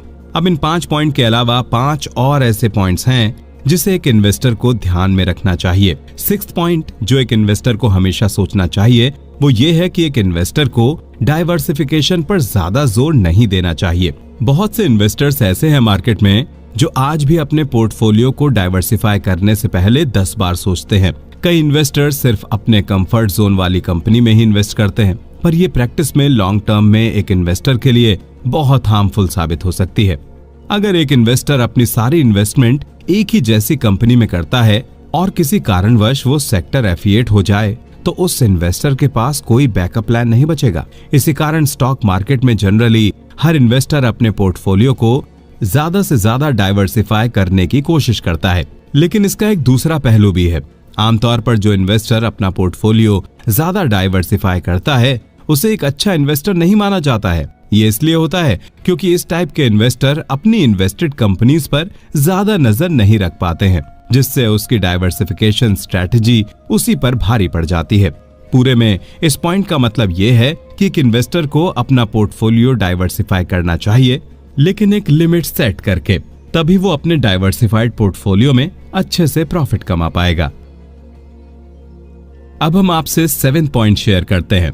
7 पॉइंट आज की स्थिति को देखते हुए आपके और किसी भी इन्वेस्टर के लिए काफी रिलेटेबल होगा। वो ये है कि एक इन्वेस्टर को वॉर की डर की वजह से स्टॉक्स खरीदने से डरना नहीं चाहिए। इसका कारण ये है कि कॉमन स्टॉक्स उन्हीं के लिए सबसे ज्यादा इंटरेस्ट का होता है जिनकी इमेजिनेशन अच्छी होती है, और आम व्यक्ति की इमेजिनेशन मॉडर्न वॉर का नाम सुनकर सबसे ज्यादा ट्रिगर होती है। वॉर का नाम सुनते ही व्यक्ति घबरा या डर जाता है। वो अपने और अपनी परिवार की सेफ्टी के बारे में सोचकर इतना घबरा जाता है कि वो इकोनॉमिकल फैक्टर को भी ठीक से जज नहीं कर पाता है। हर वॉर में स्टॉक मार्केट में एक ही चीज होती है, सारे स्टॉक्स के दाम एकदम से गिर जाते हैं और पूरी स्टॉक मार्केट क्रैश हो जाती है। इस समय लोग गलती ये करते हैं कि वो वॉर के डर में अपने स्टॉक्स बेच देते हैं, पर वो ये नजरअंदाज कर देते हैं कि जो स्टॉक आज उन्होंने जिस रेट में बेचा है, अगर वो वही स्टॉक कुछ साल बाद बेचते तो उनको ज्यादा रिटर्न मिलता। इस फिनोमिना का कारण है वॉर के बाद आने वाला इन्फ्लेशन। इन्फ्लेशन आने का कारण ये होता है कि जब कोई सरकार वॉर में अपनी कंट्री की कैपेसिटी से ज्यादा खर्च करती है, तब उस कंट्री को अपने प्रोडक्ट्स के प्राइस बढ़ाने पड़ते हैं। इसका कारण ये होता है कि कंट्री की ओवर स्पेंडिंग की वजह से उनकी करेंसी की वैल्यू इंटरनेशनल मार्केट में गिर जाती है। इसलिए वॉर के समय में भी एक इन्वेस्टर को सोच समझ के अपने इन्वेस्टमेंट को संभालना चाहिए और बेचने से ज्यादा अपने इन्वेस्टमेंट को सेफली स्टॉक मार्केट में लगे रहने देना चाहिए। इस पॉइंट के अलावा 8th पॉइंट जिसका एक इन्वेस्टर को ध्यान रखना चाहिए, वो है कि एक इन्वेस्टर को किसी नई चीज से इन्फ्लुएंस नहीं होना चाहिए। कंपनीज कई बार अपने अनरियलिस्टिक प्रेडिक्शन करती हैं, जिससे नए और कई बार एक्सपीरियंस्ड इन्वेस्टर भी इन्फ्लुएंस हो जाते हैं। मान लीजिए कोई कंपनी आपसे ये वादा करती है कि वो आपको अपनी इन्वेस्टमेंट का 10 टाइम्स ज्यादा रिटर्न देगी, तो जो डेस्परेट इन्वेस्टर होगा वो इससे बहुत इन्फ्लुएंस हो जाएगा, जिससे उसका इन्वेस्टमेंट भी इन्फ्लुएंस होगा। और मोस्टली यही कारण होता है कि क्यों लोग इन्वेस्टमेंट की दुनिया में लॉस का सामना करते हैं। इन्वेस्टमेंट के समय भी आपको अपनी एक्सपेक्टेशन रियलिस्टिक रखनी चाहिए, ना कि कंपनी की बातों में आकर अनरियलिस्टिक एक्सपेक्टेशन बना लेनी चाहिए। इस चेतावनी के बाद 9th पॉइंट जिसको एक इन्वेस्टर को कंसिडर करना चाहिए, वो ये है कि ग्रोथ स्टॉक खरीदने से पहले समय और प्राइस दोनों का ध्यान रखना पड़ता है। मान लीजिए कोई ऐसी कंपनी है जिसके ग्रोथ स्टॉक्स बहुत अच्छे रिटर्न्स शो कर रहे हैं, पर आप सोच विचार में देर कर देते हैं और आप वो ग्रोथ स्टॉक एक हायर प्राइस पर खरीद लेते हैं, जिस कारण आपको उसमें वो रिटर्न नहीं मिलता जिसकी आप उम्मीद करके बैठे थे।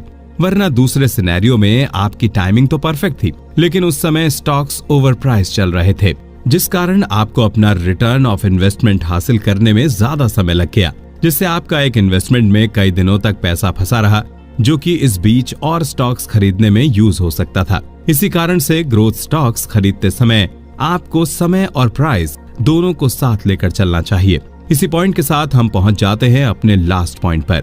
आखिरी पॉइंट है कि एक इन्वेस्टर को भीड़ के साथ नहीं चलना चाहिए। ये पॉइंट परफेक्टली फिट बैठता है आज की जनरेशन के इन्वेस्टर्स के ऊपर, जो उसी कंपनी में इन्वेस्ट करते हैं जिसमें सब कर रहे हैं। लेकिन अगर आपको एक बड़ा और इन्फ्लुएंशियल इन्वेस्टर बनना है, तो आपको रिस्क लेना सीखना पड़ेगा और भीड़ से हटकर इन्वेस्टमेंट की कैपेसिटी रखनी होगी। नहीं तो जिंदगी भर आप भी एक छोटे इन्वेस्टर बन के रह जाएंगे। अगर आपको भीड़ से हटकर इन्वेस्टमेंट करनी है, तो आपको सिचुएशन को अलग तरीके से एनालाइज करना सीखना होगा। आपको ये सीखना होगा कि कब स्टॉक के प्राइस में उछाल आने वाला है। साथ ही ये भी जानना होगा कि कब स्टॉक्स के प्राइस में गिरावट आएगी। साथ ही ये भी जानना है कि कब इन्वेस्टमेंट करना है और कब नहीं। जिस दिन आप या कोई भी इन्वेस्टर ये करना सीख जाएगा, तब जाकर वो भेड़ चाल से हटकर इन्वेस्ट करने के लायक बन पाएगा। तो इस आखिरी ग्रोथ स्टॉक्स कैसे ढूंढें, common stocks and uncommon profits and other writings, जो कि फिलिप ए फिशर द्वारा लिखी गई है, पर बेस्ड इस समरी में अब हम आपसे ये शेयर करेंगे कि कैसे आप या कोई भी इन्वेस्टर एक अच्छा ग्रोथ स्टॉक ढूंढ सकते हैं। ऐसे स्टॉक्स को ढूंढने में इन्वेस्टर को यह महसूस होता है कि बहुत समय लग रहा है, साथ ही बहुत से स्किल्स और अलर्टनेस भी चाहिए होती है। तो स्मॉल इन्वेस्टर्स को डिस्प्रोपोर्शनेट अमाउंट ऑफ वर्क करना पड़ता है, पर उससे उसी का फायदा होता है। ऐसे ही फायदे सिर्फ उसी को नहीं बल्कि बड़े इन्वेस्टर्स का भी काम आसान कर सकते हैं। अब आप सोच रहे होंगे कि क्या कोई ऐसा तरीका नहीं है जिससे ये काम जल्दी या आसानी से हो जाए। तो मैं आपका ये वहम क्लियर करना चाहूंगा कि ऐसा कोई भी तरीका एग्जिस्ट नहीं करता है। बस ये एक इन्वेस्टर पर निर्भर करता है कि वो अपने इंटरेस्ट और कैपेबिलिटीज के अनुसार वो कितना टाइम एक इन्वेस्टमेंट पर खर्च करना चाहता है। पर आपका और किसी भी इन्वेस्टर का काम थोड़ा आसान करने के लिए लेखक ने कुछ तरीके आउटलाइन किए हैं, जिनका इस्तेमाल करके एक इन्वेस्टर अपना काम काफी आसान कर सकता है। जो आउटलाइन हम इस अध्याय में डिस्कस करने जा रहे हैं वो 2 स्टेजेस में बटी हुई है, जिसमें quality of decision final financial outcome पर बड़ा असर डालने के काबिल होगी। इस आउटलाइन का पहला स्टेज वो सबसे बड़ा सवाल है जो हर इन्वेस्टर के सामने खड़ा होता है जब भी वो कोई इन्वेस्टमेंट करने जा रहा होता है। ये सवाल है कि क्या मुझे स्टॉक अभी खरीदना चाहिए या नहीं। अब ये डिसीजन किसी भी इन्वेस्टर की लाइफ का सबसे बड़ा डिसीजन होता है, क्योंकि इस डिसीजन से ही ये चीज तय होती है कि उसका इन्वेस्टमेंट फ्यूचर में 10 साल बाद जाकर 10 टाइम्स बढ़ेगा या केवल 2 गुना ही बढ़ेगा। ये सबको इसलिए परेशान करता है क्योंकि आज की तारीख में मार्केट में चॉइसेस बहुत ज्यादा है। तो उसमें एक इन्वेस्टर के लिए ये तय करना मुश्किल होता है कि उसे किस टाइप का स्टॉक खरीदना चाहिए। क्या उसे कॉमन स्टॉक्स खरीदने चाहिए, क्या उसे सिक्योरिटी में पैसा लगाना चाहिए, या फिर उसे ग्रोथ स्टॉक्स खरीदने चाहिए। पर आप कभी भी स्टॉक खरीदने के लिए कंप्लीटली श्योर नहीं हो सकते, खासकर तब तक जब तक आप पूरी रिसर्च ना कर लें। अब आप ऐसा स्टॉक कैसे ढूंढ सकते हैं जिसमें आपको ज्यादा रिसर्च भी ना करनी पड़े और आप समय भी बचा सकें। ये करने के लिए आपको अपने ज्यादातर इन्वेस्टमेंट वेल एस्टेब्लिश्ड कंपनीज में ही करना होगा, या फिर ऐसी कंपनीज पर जिनको फाइनेंस बड़ी एस्टेब्लिश्ड कंपनीज कर रही हो। इन्वेस्टर के पास यही एकमात्र गारंटी होती है कि ये कंपनी कभी ना कभी सक्सेसफुल हो जाएगी। इसका कारण ये है कि बड़ी कंपनीज ढेर सारा पैसा लगाकर अपने आप को और अपने अंडर छोटी कंपनीज को सक्सेसफुल बना लेती हैं। दूसरी तरफ नई कंपनीज ये करने में असफल रहती हैं क्योंकि उनके पास इतनी इनकम नहीं होती कि वो उतना पैसा लगाकर अपनी कंपनी सक्सेसफुल बना पाए। इसके अलावा दूसरा मेथड जो हर इन्वेस्टर को इस्तेमाल करना चाहिए स्टॉक ढूंढने के लिए वो ये है कि उसे कंपनी की पहले प्रॉपर रिसर्च कर लेनी चाहिए। एक अच्छी रिसर्च ही एक अच्छे इन्वेस्टर की पहचान होती है। अगर इसमें इन्वेस्टर को टाइम बचाना है तो इसके कई तरीके हैं। पहला तो यह है कि वो इन्वेस्टर अपने लिए फाइनेंशियल एडवाइजर हायर कर सकता है जो उसके लिए पहले ही रिसर्च करके रखे, जिससे इन्वेस्टर तुरंत अपने पैसे किसी कंपनी में इन्वेस्ट करने के काबिल बन सके। लेकिन इतना ब्लाइंड ट्रस्ट भी डेंजरस साबित हो सकता है। इस कारण एक इन्वेस्टर को उसी कंपनी में इन्वेस्ट करना चाहिए जिसमें इन्वेस्टर की भी एक्सपर्टीज हो। इससे ये फायदा होता है कि वो सोच समझ सकता है कि कब कंपनी गलत दिशा में जा रही है और कब उसकी इन्वेस्टमेंट खतरे में आ सकती है। इसके साथ ही एक इन्वेस्टर को ग्रोथ स्टॉक्स में ज्यादा इन्वेस्ट करना चाहिए। ये ऐसे स्टॉक्स होते हैं जो आपको अनबिलीवेबल प्रॉफिट्स देने के कैपेबिलिटी रखते हैं। हो सकता है जो आप आज स्टॉक $10,000 का खरीदें वो आगे चलकर 10 साल बाद 40 से $150,000 का बिके। ऐसे रिटर्न्स के चांसेस केवल ग्रोथ स्टॉक्स में हैं। जिस कारण लेखक फिलिप फिशर हर इन्वेस्टर से यही रिक्वेस्ट करते हैं कि ज्यादा से ज्यादा ग्रोथ स्टॉक में इन्वेस्ट करें। साथ ही इन्वेस्ट करने से पहले इन 2 बातों का ध्यान रखें क्योंकि ऐसे स्टॉक्स कड़ी मेहनत के बिना मिलना बिल्कुल मुमकिन नहीं है। Conservative investors sleep well. अब हम लोग बुक समरी के दूसरे भाग में पहुंच चुके हैं। एक बात जरूर कहना चाहेंगे कि किसी भी बिजनेस का सक्सेस 2 I और 2 H पर डिपेंड करता है। 2 I मतलब इंटीग्रिटी और इंजेन्युइटी, एक H मतलब हार्डवर्क। इस भाग में हम आपसे शेयर करेंगे कि आखिर लेखक का ये मानना क्यों है कि कंजर्वेटिव इन्वेस्टर्स चैन से सो पाते हैं। चैन या अच्छी नींद एक ऐसी चीज है जिसे आप किसी फिक्स्ड क्वांटिटी में तोल या नाप तो नहीं सकते। लेकिन आज के स्टॉक मार्केट के दौर में अब 2 तरह के इन्वेस्टर्स बन चुके हैं, एक जो कंजर्वेटिव तरीके से इन्वेस्ट करते हैं और एक जो कन्वेंशनल तरीके से इन्वेस्ट करते हैं। अब आपको समझने के लिए एक डेफिनेशन नहीं बल्कि 2 डेफिनेशन लगेंगी। पहली डेफिनेशन की माने तो एक कंजर्वेटिव इन्वेस्टमेंट अपने इन्वेस्टर की परचेजिंग पावर को मिनिमम रिस्क पर मेंटेन करती है। वहीं दूसरी डेफिनेशन के अनुसार एक कंजर्वेटिव इन्वेस्टमेंट करना एक पूरा प्रोसीजर है जिसको आगे ध्यान से नहीं किया गया तो ये इन्वेस्टमेंट मेंटेन नहीं होगा। इसीलिए एक सक्सेसफुल कंजर्वेटिव इन्वेस्टर बनने के लिए आपको एक नहीं बल्कि 2 चीजों की आवश्यकता है। लेखक का कहना है कि अगर ये दोनों कंडीशंस मौजूद नहीं हैं, तो आप उसको कंजर्वेटिव इन्वेस्टमेंट नहीं कह सकते।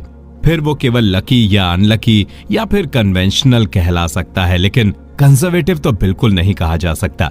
ये 2 कंडीशंस हैं, या तो आप खुद एक अच्छे इन्वेस्टर हों या फिर आप किसी अच्छे इन्वेस्टर की रिकमेंडेशन पर ही इन्वेस्ट कर रहे हों। इसके अलावा एक इन्वेस्टर के तौर पर आपको ये भी देखना होगा कि क्या एक पर्टिकुलर इन्वेस्टमेंट कंजर्वेटिव इन्वेस्टमेंट के लिए क्वालिफाई कर भी रही है या नहीं। यही समझाने के लिए बुक के इस भाग को लेखक ने 4 हिस्सों में डिवाइड किया है, जिसकी मदद से हम आपको कंजर्वेटिव इन्वेस्टमेंट करने के तरीके बताएंगे। पहला, कंजर्वेटिव स्टॉक इन्वेस्टमेंट की एनाटॉमी, मतलब पहली डेफिनेशन के मुताबिक बताया गया है। दूसरा, उन गलतियों को एनालाइज करता है जो फाइनेंशियल कम्युनिटी द्वारा की गई हैं। तीसरा सेक्शन बात करता है क्या स्टेप्स लेने चाहिए कंजर्वेटिव इन्वेस्टमेंट कहलाने के लिए। चौथा बात करता है कि कॉमन स्टॉक्स पर भरोसा करना चाहिए या नहीं। समरी के इस भाग को सुनने और समझने के बाद आप एक अच्छे कंजर्वेटिव इन्वेस्टर बनने के काबिल बन जाएंगे। First dimension of conservative investment. कोई भी कॉर्पोरेशन जो एक बड़े साइज या टाइप की हो और वो अगर कंजर्वेटिव इन्वेस्टमेंट के लिए बनी हो तो जाहिर सी बात है कि वो एक कॉम्प्लेक्स ऑर्गेनाइजेशन होगी। तो ये समझने के लिए कि ऐसी ऑर्गेनाइजेशन में आपको क्या देखना चाहिए, हम इस अध्याय में आपसे शेयर करेंगे कि कैरेक्टरिस्टिक्स का कौन सा ऐसा एक डायमेंशन है जो किसी भी इन्वेस्टर को देखना चाहिए। तो इसको आसानी से समझने के लिए हम इसे 4 सब डिवीजन में बांट देते हैं। इसमें पहला है low cost production. Low cost production किसी भी कंजर्वेटिव कंपनी के लिए सबसे महत्वपूर्ण स्टेप होगा। अगर प्रोडक्शन कॉस्ट किसी भी कंपनी की हाई है तो ये तय है कि उनके प्रोडक्ट्स में मार्जिन कम होगा, जिस कारण उनका प्रॉफिट कम होगा।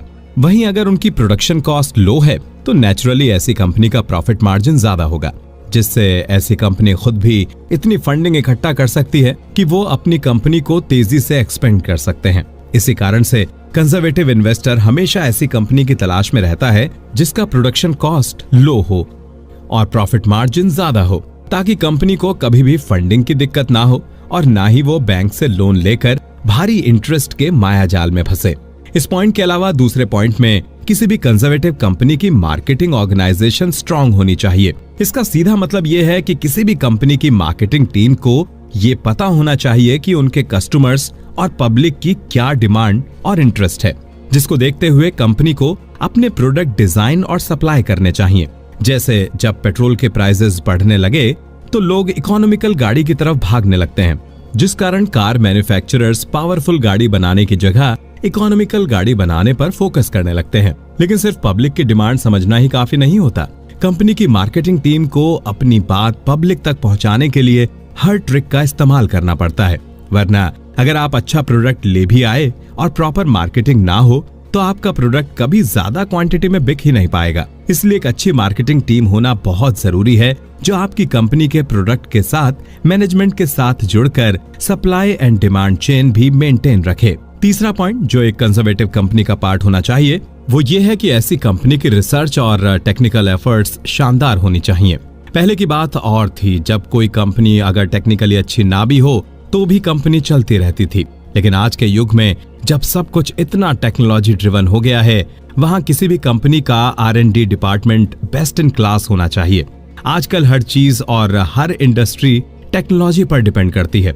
स्टाफ हायरिंग से लेकर प्रोडक्ट डिजाइनिंग सब टेक्नोलॉजी द्वारा ही किया जाता है। इसी के साथ न्यू प्रोडक्ट की रिसर्च भी बहुत जरूरी है। जिस तरीके से रोज नई कंपनीज न्यू प्रोडक्ट ला रही हैं, तो उसी तरह कंजर्वेटिव कंपनीज को भी न्यू प्रोडक्ट डिजाइन करके मार्केट में लॉन्च करना पड़ता है। इसका ये कारण भी है कि कंपनी आज के युग में तभी रेलेवेंट रहती है जब वो लगातार मार्केट में कुछ नए प्रोडक्ट्स लॉन्च करती रहे। तो लगातार प्रोडक्ट डिजाइन और लॉन्च करना कंपनी को महंगा पड़ता है, जिसकी वो कॉस्ट टेक्नोलॉजी द्वारा रिकवर कर सकते हैं। वो ह्यूमन स्टाफ को हटाकर उनकी जगह टेक्नोलॉजी का इस्तेमाल करके काम में ऑटोमेशन ला सकते हैं। इस पॉइंट के बाद हम आपसे आखिरी और सबसे जरूरी पॉइंट शेयर करने जा रहे हैं जो हर एक कंजर्वेटिव कंपनी के लिए जरूरी होता है, और वो है फाइनेंशियल स्किल्स। फाइनेंशियल स्किल्स हर चीज में काम आती हैं, चाहे वो प्रोडक्शन हो, चाहे वो रिसर्च हो, चाहे मार्केटिंग हो। अगर कंपनी के मैनेजमेंट की फाइनेंशियल स्किल्स अच्छी नहीं है तो पूरी कंपनी बिखर जाएगी और डूब जाएगी। वहीं अगर कंपनी की मैनेजमेंट को ये क्लियरली पता है कि वो पर प्रोडक्ट सारी ओवरहेड कॉस्ट यानी लेबर, बिजली और किराया निकालने के बाद कितना प्रॉफिट कमाते हैं, तो ऐसी कंपनीज अपने डिसीजन समझदारी से ले पाती हैं। इससे उनकी बजटिंग और अकाउंटिंग भी बहुत एक्यूरेट होती है, जिससे अगर मार्केट में हल्की से भी कम डिमांड या सप्लाई में डिफरेंस फील होता है तो उसी समय ऐसी कंपनी एक प्लान बना लेती हैं, जिससे उन्हें लॉस का सामना ना करना पड़े। इन 4 पॉइंट और फर्स्ट डायमेंशन के अलावा भी एक और चीज है जो कंजर्वेटिव कंपनी का भविष्य तय करती है। ये दूसरी चीज है लोग। The second dimension. इस अध्याय में हम जानेंगे कि पीपल फैक्टर क्यों इंपॉर्टेंट है और ऐसे कौन से 3 एलिमेंट हैं जो एक कंपनी को लॉन्ग टर्म इन्वेस्टमेंट के लिए अच्छा बनाती हैं। पीपल फैक्टर किसी भी कंपनी के लिए बहुत इंपॉर्टेंट होती है। अगर किसी कंपनी की इमेज पब्लिक के दिमाग में अच्छी नहीं है तो नेचुरल सी बात है उस कंपनी के प्रोडक्ट अच्छे होने के बाद भी नहीं बिक पाएंगे। इसका कारण यह है कि लोगों का कंपनी और उसके मैनेजमेंट के बारे में क्या सोच है, ये बहुत मैटर करता है। साथ ही अगर किसी कंपनी के मैनेजमेंट में किसी के ऊपर कोई आरोप लगा है तो उससे भी ब्रांड की इमेज खराब हो जाती है। अब मान लीजिए कोई एक कंपनी है जिसके प्रोडक्ट बच्चे बहुत पसंद करते हैं, लेकिन उसी समय खबर में आता है कि कंपनी के सीईओ के ऊपर बच्चों के साथ मोलेस्टेशन का आरोप है। तो ऐसे में कंपनी के स्टॉक्स भयंकर तरीके से गिर जाएंगे। इन सबको संभालने के लिए ही कंजर्वेटिव कंपनीज ने 3 एलिमेंट्स बनाए हैं जो अब हम आपके साथ शेयर करेंगे। पहला एलिमेंट यह है कि एक कंपनी को ये मानकर चलना चाहिए कि जिस दुनिया में वो काम कर रहे हैं वो लगातार तेजी से बदल रही है।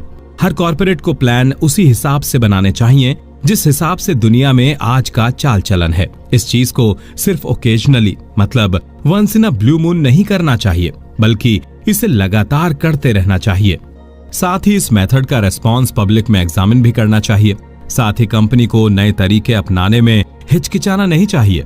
अगर कंपनीज फंडिंग में नए तरीके का इन्वेंट करने की कोशिश ना करती तो हो सकता है आज कोई स्विस बैंक को जानता भी ना। अगर कोई भी कंपनी अपने इन्वेस्टर्स का फायदा करवाने के साथ अपना फायदा करवा सकती है तो उस कंपनी को अनकन्वेंशनल मेथड जरूर ट्राई करना चाहिए। इस एलिमेंट के बाद दूसरा एलिमेंट ये है कि कंपनी को लगातार ये एफर्ट करते रहना चाहिए कि उनके एम्प्लॉयज को कंपनी में काम करके अच्छा फील हो। हम आजकल एक ऐसी दुनिया में जी रहे हैं जहां लोग लगातार पूरे हफ्ते, पूरे साल अपनी सैलरी पाने के लिए जी तोड़ काम करते हैं। वहीं जब मैनेजमेंट अपने इन्हीं हार्ड वर्किंग एम्प्लॉयज के साथ अच्छा व्यवहार नहीं करता है तो ये खराब वर्किंग एनवायरनमेंट को जन्म देता है, जिसके बहुत से साइड इफेक्ट्स होते हैं, जिसका अंजाम कंपनी को भुगतना पड़ता है। वहीं अगर कंपनी का मैनेजमेंट अच्छा है तो वहां के एम्प्लॉयज को अंदर से ही फील आता है कि वो रेस्पेक्टेड है, जिस कारण वो कई बार कम पे के बावजूद कंपनी से जुड़े रहते हैं। इसका सिंपल कारण ये है कि वो कंपनी से कनेक्टेड फील करते हैं और ये दिल से मानते हैं कि कंपनी उनका साथ कभी नहीं छोड़ेगी। इसलिए लॉन्ग रनिंग कंपनीज को अपने एम्प्लॉयज का हमेशा ध्यान रखना चाहिए। एक कंपनी कितने अच्छे से अपने एम्प्लॉयज को रखती है उसी से पता चल जाता है कि वो कंपनी कितने अच्छे से अपने इन्वेस्टर्स का ध्यान रखेगी। इस सेकंड एलिमेंट के अलावा फाइनल एलिमेंट जिसका एक कंपनी को ख्याल रखना चाहिए वो ये है कि कंपनी की ग्रोथ के लिए मैनेजमेंट को अपने आप को पूरी तरह से समर्पित होने के लिए तैयार होना होगा। हमने इस समरी की शुरुआत से लेकर अब तक एक ही बात आपसे कही है कि आज की बदलती दुनिया में कंपनी को भी लगातार बदलना पड़ेगा, या तो उनको बेहतर बनना पड़ेगा जिससे वो इम्प्रूव हो। इसके पीछे का कारण ये है कि इन्वेस्टमेंट व्यक्ति तभी करता जब कंपनी कुछ नया कर रही हो, तब नहीं करता जब वो स्थिर हो। साथ ही इन्वेस्टमेंट का असली मकसद प्रॉफिट कमाना है और लॉस को जितना हो सके कम करना है। इसके साथ कुछ कंपनीज के मैनेजमेंट लेवल के लोगों का कहना होता है कि उनकी कंपनी ग्रोथ ओरिएंटेड कंपनी है, लेकिन जो कंपनीज ऐसा क्लेम करती हैं कि वो ग्रोथ ओरिएंटेड हैं, वो असल में इतनी ओरिएंटेड होती भी नहीं है। ऐसी कंपनीज को बस शौक होता है हर साल एनुअल रिपोर्ट पर कंसिस्टेंट प्रॉफिट दिखाने का, लेकिन एक असली ग्रोथ कंपनी वही होती है जो कभी कंसिस्टेंट नहीं होती है। हो सकता है कभी उस कंपनी को बहुत से ज्यादा प्रॉफिट हो गया हो, या फिर कभी हो सकता है उस कंपनी को लॉस का सामना भी करना पड़े, जिसको एक अच्छा मैनेजमेंट ही ठीक से संभाल सकता है। एक अच्छा मैनेजमेंट वही होता है जो समय के साथ अडेप्ट और इम्प्रोवाइज कर लेता है। एक कंजर्वेटिव इन्वेस्टर को भी ऐसी ही कंपनी ढूंढनी चाहिए जिसका मैनेजमेंट डिसिप्लिन्ड हो और साथ ही इतनी हिम्मत भी रखे कि बस हवा में बात ना करे। बल्कि वक्त आने पर काम को एग्जीक्यूट करके दिखाए। तो ये थे 3 एलिमेंट जिससे एक कंपनी अपनी इमेज पब्लिक और इन्वेस्टर की आंखों में बना या बिगाड़ सकती है। अगर कोई भी कंपनी इन तीनों पॉइंट्स में अव्वल है तो किसी भी कंजर्वेटिव इन्वेस्टर को ऐसी कंपनी में इन्वेस्ट करने से डरना नहीं चाहिए। The third dimension. इस अध्याय में अब हम आपको कंजर्वेटिव इन्वेस्टमेंट के थर्ड डायमेंशन के बारे में बताने जा रहे हैं। थर्ड डायमेंशन हम इसलिए इस्तेमाल करते हैं जिससे हम एक कंपनी के कैरेक्टरिस्टिक्स को समझ पाएं, जिसका इस्तेमाल करके एक इन्वेस्टर ये पता कर पाए कि कंपनी माइल्डली प्रॉफिटेबल होगी या अच्छे तरीके से प्रॉफिटेबल होगी। अब आपके मन में नेचुरली ये सवाल उठ रहे होंगे कि ऐसे कौन से सीक्रेट हैं जिसका इस्तेमाल करके एक कंजर्वेटिव इन्वेस्टर कंपनी के कैरेक्टरिस्टिक्स पता लगा सकता है। पर यह पॉइंट आउट करना भी जरूरी है, आखिर क्यों एवरेज प्रॉफिटेबिलिटी भी एक इन्वेस्टर के लिए जरूरी होती है। न केवल ये एक इन्वेस्टर को प्रोटेक्ट करती है, साथ ही ये भी जरूरी होता है कि वो अपने इन्वेस्टमेंट को इन एवरेज प्रॉफिट से प्रोटेक्ट कर सकती हैं। अब किसी भी कंपनी की ग्रोथ के लिए सबसे वाइटल चीज आज भी पैसा ही है। प्रोडक्शन, मार्केटिंग और रिसर्च करने में पैसे एक मेजर रोल प्ले करता है। उसके साथ ही अगर कंपनी ने फैक्ट्री, स्टोर या कोई इक्विपमेंट खरीद लिए तो उसमें कंपनी का कैपिटल इन्वेस्टमेंट और बढ़ जाता है। वहीं दूसरी तरफ जैसे जैसे बिजनेस बड़ा होता जाता है वैसे वैसे कंपनी को ज्यादा स्टॉक्स या इन्वेंट्री भी मेंटेन करनी पड़ती है, जिससे वो अपनी पाइपलाइन में पड़े ऑर्डर्स को पूरा कर सकें। जब एक कॉरपोरेशन ये सब कर लेती है तब भी बहुत कम कॉरपोरेशन ऐसी होती हैं जो अपनी सारी डीलिंग कैश में तुरंत करें, जिस कारण उन पर कई बार ब्याज भी चढ़ जाता है, जिससे उन्हें फाइनेंशियल ड्रेन का भी सामना करना पड़ता है। इन्हीं सब कारणों से किसी भी कंजर्वेटिव बिजनेस में प्रॉफिटेबिलिटी बहुत मायने रखती है। इसके साथ जब मार्केट में इन्फ्लेशन आ जाता है तो प्रॉफिटेबिलिटी और भी जरूरी हो जाती है। ऐसा क्यों? ऐसा इसलिए क्योंकि जब मार्केट में इन्फ्लेशन आता है तो प्रोडक्ट में इस्तेमाल किए जाने वाले रॉ प्रोडक्ट्स का प्राइस बढ़ जाता है, जिस कारण कंपनी को अपने प्रोडक्ट का सेलिंग प्राइस बढ़ाना पड़ता है। अगर ये प्रोडक्ट हाई मार्जिन बेस्ड है तो कंपनी की प्रॉफिटेबिलिटी पर खास असर नहीं पड़ेगा, लेकिन अगर वहीं ये लो मार्जिन प्रोडक्ट है तो कंपनी की प्रॉफिटेबिलिटी पर मेजर असर पड़ता है। साथ ही जब कंपटीशन वैसा ही प्रोडक्ट उनसे कम दाम में बेच पा रहा हो। अब आपके मन में ये सवाल आ रहा होगा कि किसी कंपनी की प्रॉफिटेबिलिटी हम कैसे पहचान सकते हैं? तो इसके लिए हमें प्रॉफिटेबिलिटी को 2 हिस्सों में बांटना पड़ेगा। सबसे पहला और फंडामेंटल तरीका इस चीज को करने का ये है कि आप कंपनी का इन्वेस्टेड एसेट पर रिटर्न देख सकते हैं। इसका मतलब यह है कि जिन प्रोडक्ट्स और रिसर्च पर कंपनी इन्वेस्ट कर रही है, क्या वो सही में कंपनी के लिए प्रॉफिटेबल बन पाएगी कि नहीं? अगर हाँ, तो कितना % कंपनी रिटर्न एक्सपेक्ट कर सकती है? इस मेथड को कॉर्पोरेट वर्ल्ड में यार्डस्टिक मेथड के नाम से जाना जाता है। ये अक्सर कंपनी के टॉप एग्जीक्यूटिव ही ढंग से या पूरे तरीके से इस्तेमाल कर पाते हैं। एक इन्वेस्टर या प्रोस्पेक्टिव इन्वेस्टर के लिए ये मेथड यूज करना बहुत मुश्किल साबित होता है। अगर किसी इन्वेस्टर को ये मेथड यूज करना है तो वो कंपनी के प्रॉफिट मार्जिन से ही कंपेयर कर सकता है। इसका कारण ये है कि अगर कोई इन्वेस्टर ये देख के इन्वेस्ट करने की सोच रहा है कि इक्विपमेंट में कितना रिटर्न मिलेगा, तो ऐसे कैलकुलेशन करना बहुत मुश्किल साबित होगा, खासकर अब जब कॉस्ट ऑफ इक्विपमेंट इतनी बढ़ चुकी है। इसलिए एक इन्वेस्टर को मार्जिन देखकर इन्वेस्ट करना चाहिए। यदि वो चाहे तो सेल्स देखकर भी इन्वेस्ट कर सकता है। अगर किसी कंपनी के प्रोडक्ट्स की सेल कंपीटिंग कंपनी के प्रोडक्ट्स की सेल से 3 गुना ज्यादा है तो वो कंपनी लो मार्जिन प्रॉफिट रख के भी अच्छा खासा प्रॉफिट कमा सकती है। दूसरा पॉइंट जिसे ध्यान में रखना चाहिए वो ये है कि आज की कंपीटिंग दुनिया में सेल्स और प्रॉफिट मार्जिन दोनों ही हाई होने चाहिए, वरना फ्यूचर में चलकर कंपनी न्यू प्रोडक्ट्स तेजी से डेवलप नहीं कर पाएगी। हो सकता है आप या कोई कंपनी अपने पोटेंशियल कंपटीशन को हल्के में ले रहे हो और कहीं वही पोटेंशियल कंपटीशन ही आपका रियल कंपटीशन बन गया, तो ये बहुत बड़ी दिक्कत की बात हो जाएगी। साथ ही उस कंपटीशन के लिए आपके बनाए हुए कस्टमर बेस को लुभाना भी आसान होगा। अब आप सोचेंगे कि कंपटीशन इतनी मेहनत क्यों करेगा, तो उसका कारण ये है कि अगर किसी भी बिजनेस में हाई प्रॉफिट मार्जिन है तो उसकी तरफ और भी कंपनीज और बिजनेसेस अट्रैक्ट होंगे।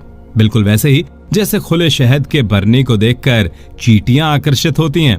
तो अब अगर आपको अपनी कंपनी को सबसे टॉप पर रखना है तो उसके लिए आपके पास 2 ही तरीके बचते हैं। पहला, या तो आप मार्केट में अपनी मोनोपोली क्रिएट कर दें जिससे कोई और वो प्रोडक्ट बेच ना सके, पर ऐसा करना गैर कानूनी है। दूसरा ऑप्शन आपके पास ये बचता है कि आप इतनी तेजी से और एफिशिएंटली काम करें कि आपके पोटेंशियल कंपटीशन आपके आसपास पहुंच ही ना पाए। तो अब अगर हम इस पूरे अध्याय का निचोड़ निकालते हैं तो यही सामने आता है कि थर्ड डायमेंशन में न केवल लोग और मैनेजमेंट जरूरी है, बल्कि कंपनी अपने आप को किस दिशा में ले जाना चाहती है ये भी बहुत जरूरी है। साथ ही हर कंपनी के पास एक प्रश्न का जवाब जरूर होना चाहिए। वो प्रश्न ये है कि आपकी कंपनी कंपटीशन से बेहतर कैसे है। अगर इसका जवाब कुछ नहीं है तो कंपनी कभी भी आगे नहीं बढ़ पाएगी। हर कंपनी को ये बिल्कुल क्लियर होना चाहिए कि उनकी कंपनी कंपटीशन से अलग और बेहतर कैसे है। The fourth dimension. इस अध्याय में हम आपके साथ फोर्थ डायमेंशन का एनालिसिस शेयर करेंगे। किसी भी स्टॉक इन्वेस्टमेंट का चौथा डायमेंशन प्राइस अर्निंग्स रेशो होता है। इसमें मतलब यह है कि करंट प्राइस को अर्निंग पर शेयर से डिवाइड करना पड़ता है। साथ ही स्टॉक्स को मार्केट के हिसाब से अप्रेज करना पड़ता है जिससे कंपनी का प्रॉपर वैल्यूएशन हो पाए। लेकिन ये समझना हर किसी इन्वेस्टर और प्रोफेशनल के बस की बात नहीं होती है। ये प्रोसेस इतना कॉम्प्लिकेटेड होता है कि बड़े से बड़े दिग्गज भी इसमें कंफ्यूज हो जाते हैं कि किसी भी स्टॉक का प्राइस ऊपर या नीचे क्यों जाता है। इसी कंफ्यूजन ने बहुत से इन्वेस्टर्स का मिलियंस और बिलियंस ऑफ डॉलर्स का लॉस हो जाता है। ये अक्सर तब होता है जब इन्वेस्टर उस प्राइस पर स्टॉक खरीद लेता है जिस पर उसे नहीं खरीदना चाहिए था, या फिर कई बार इन्वेस्टर अपने स्टॉक्स तब बेच देते हैं जब समय गलत होता है, जिस कारण भी उससे बिलियंस या मिलियंस ऑफ डॉलर्स के लॉस में चले जाते हैं। जितनी बार भी ऐसा गलत डिसीजन लिया जाता है उतनी बार लोगों के इंडिविजुअल स्टॉक्स को बड़ा झटका लगता है। इसका असर कंपनी के फाइनेंशियल एडवाइजर्स को भी झेलना पड़ता है। इसका कारण यह है कि हर कोई किसी न किसी को ब्लेम करना चाह रहा होता है, जिस कारण ये एक धारणा बन जाती है कि कॉमन स्टॉक्स लेना सूटेबल नहीं है। दूसरी तरफ कुछ ऐसे इन्वेस्टर्स भी होते हैं जो बहुत सालों तक स्टॉक्स को होल्ड करके अच्छा पैसा कमा लेते हैं। उनकी सक्सेस का कारण ये भी हो सकता है कि वो बेसिक इन्वेस्टमेंट रूल को बेहतरीन तरीके से समझते हैं, या फिर हो सकता है कि उनका लक ही अच्छा हो। इन सब को देखते हुए ये सोचने वाली बात है कि आखिर स्टॉक्स के प्राइसेस एक टाइम बाद शार्पली ऊपर क्यों उठ जाते हैं। बहुत कम लोगों ने ही इस फिनोमिना को ठीक से जानने का प्रयास किया है। फिर भी जो इसका लॉ है वो सिंपली यही कहता है कि हर कॉमन स्टॉक्स का जब प्राइस ऊपर उठता है उसका कारण यही होता है जब फाइनेंशियल कम्युनिटी अपने स्टॉक्स का अप्रेजल चेंज करती है। इस चीज को समझने के लिए हम आपको एक एग्जांपल देते हैं। मान लीजिए एक कंपनी जी, जिसको 2 साल पहले ऑर्डिनरी माना जाता था, इसने पर शेयर $1 अर्न किया था और 10 गुना अर्निंग्स पर $10 पर ट्रेड हो रहा था। वहीं पर इसी इंडस्ट्री की जब दूसरी कंपनी के स्टॉक्स नीचे जा रहे थे तब इस कंपनी के स्टॉक्स ऊपर जाने लगे, जिसका कारण जी कंपनी के नए प्रोडक्ट्स लाइन है। जाहिर सी बात है कि अचानक से नहीं हुआ होगा। कंपनी पहले से नए प्रोडक्ट्स लॉन्च करने की तैयारी कर रही होगी, पर उसका सही अप्रेजल अब हुआ। कहने का मतलब है कि कंपनी का अप्रेजल इस पर डिपेंड करता है कि अप्रेजल करने वाले आदमी को क्या लगता है कि कंपनी में क्या हो रहा है। ये उसकी पर्सनल ओपिनियन होती है। तो कंजर्वेटिव इन्वेस्टिंग के हिसाब से सबसे कम रिस्की इन्वेस्टमेंट वो हुआ जिसमें पहले 3 डायमेंशंस अच्छे हों, पर इस समय फाइनेंशियल कम्युनिटी की नजर में उसका अप्रेजल कम हो। इस वजह से उसका प्राइस अर्निंग्स रेशो उसके अच्छे फंडामेंटल्स के लिहाज से कम होगा। इससे जरा सा ज्यादा रिस्क इन्वेस्टमेंट वो होगा जिसका अप्रेजल हाई है और प्राइस अर्निंग्स रेशो उसके फंडामेंटल्स के हिसाब से सही है। ये जो रिस्क का लेवल बताया गया है उसमें 2 बातें क्लियर कर देना ठीक होगा। पहला तो ये कि यहाँ प्राइस के थोड़ा बहुत ऊपर नीचे होने की बात नहीं हो रही है। यहाँ सिग्निफिकेंट प्राइस चेंज मतलब प्राइस में अचानक बड़ा चेंज की बात हो रही है। इसके अलावा आपके लिए फाइनेंशियल कम्युनिटी का भी रोल समझना बहुत जरूरी है।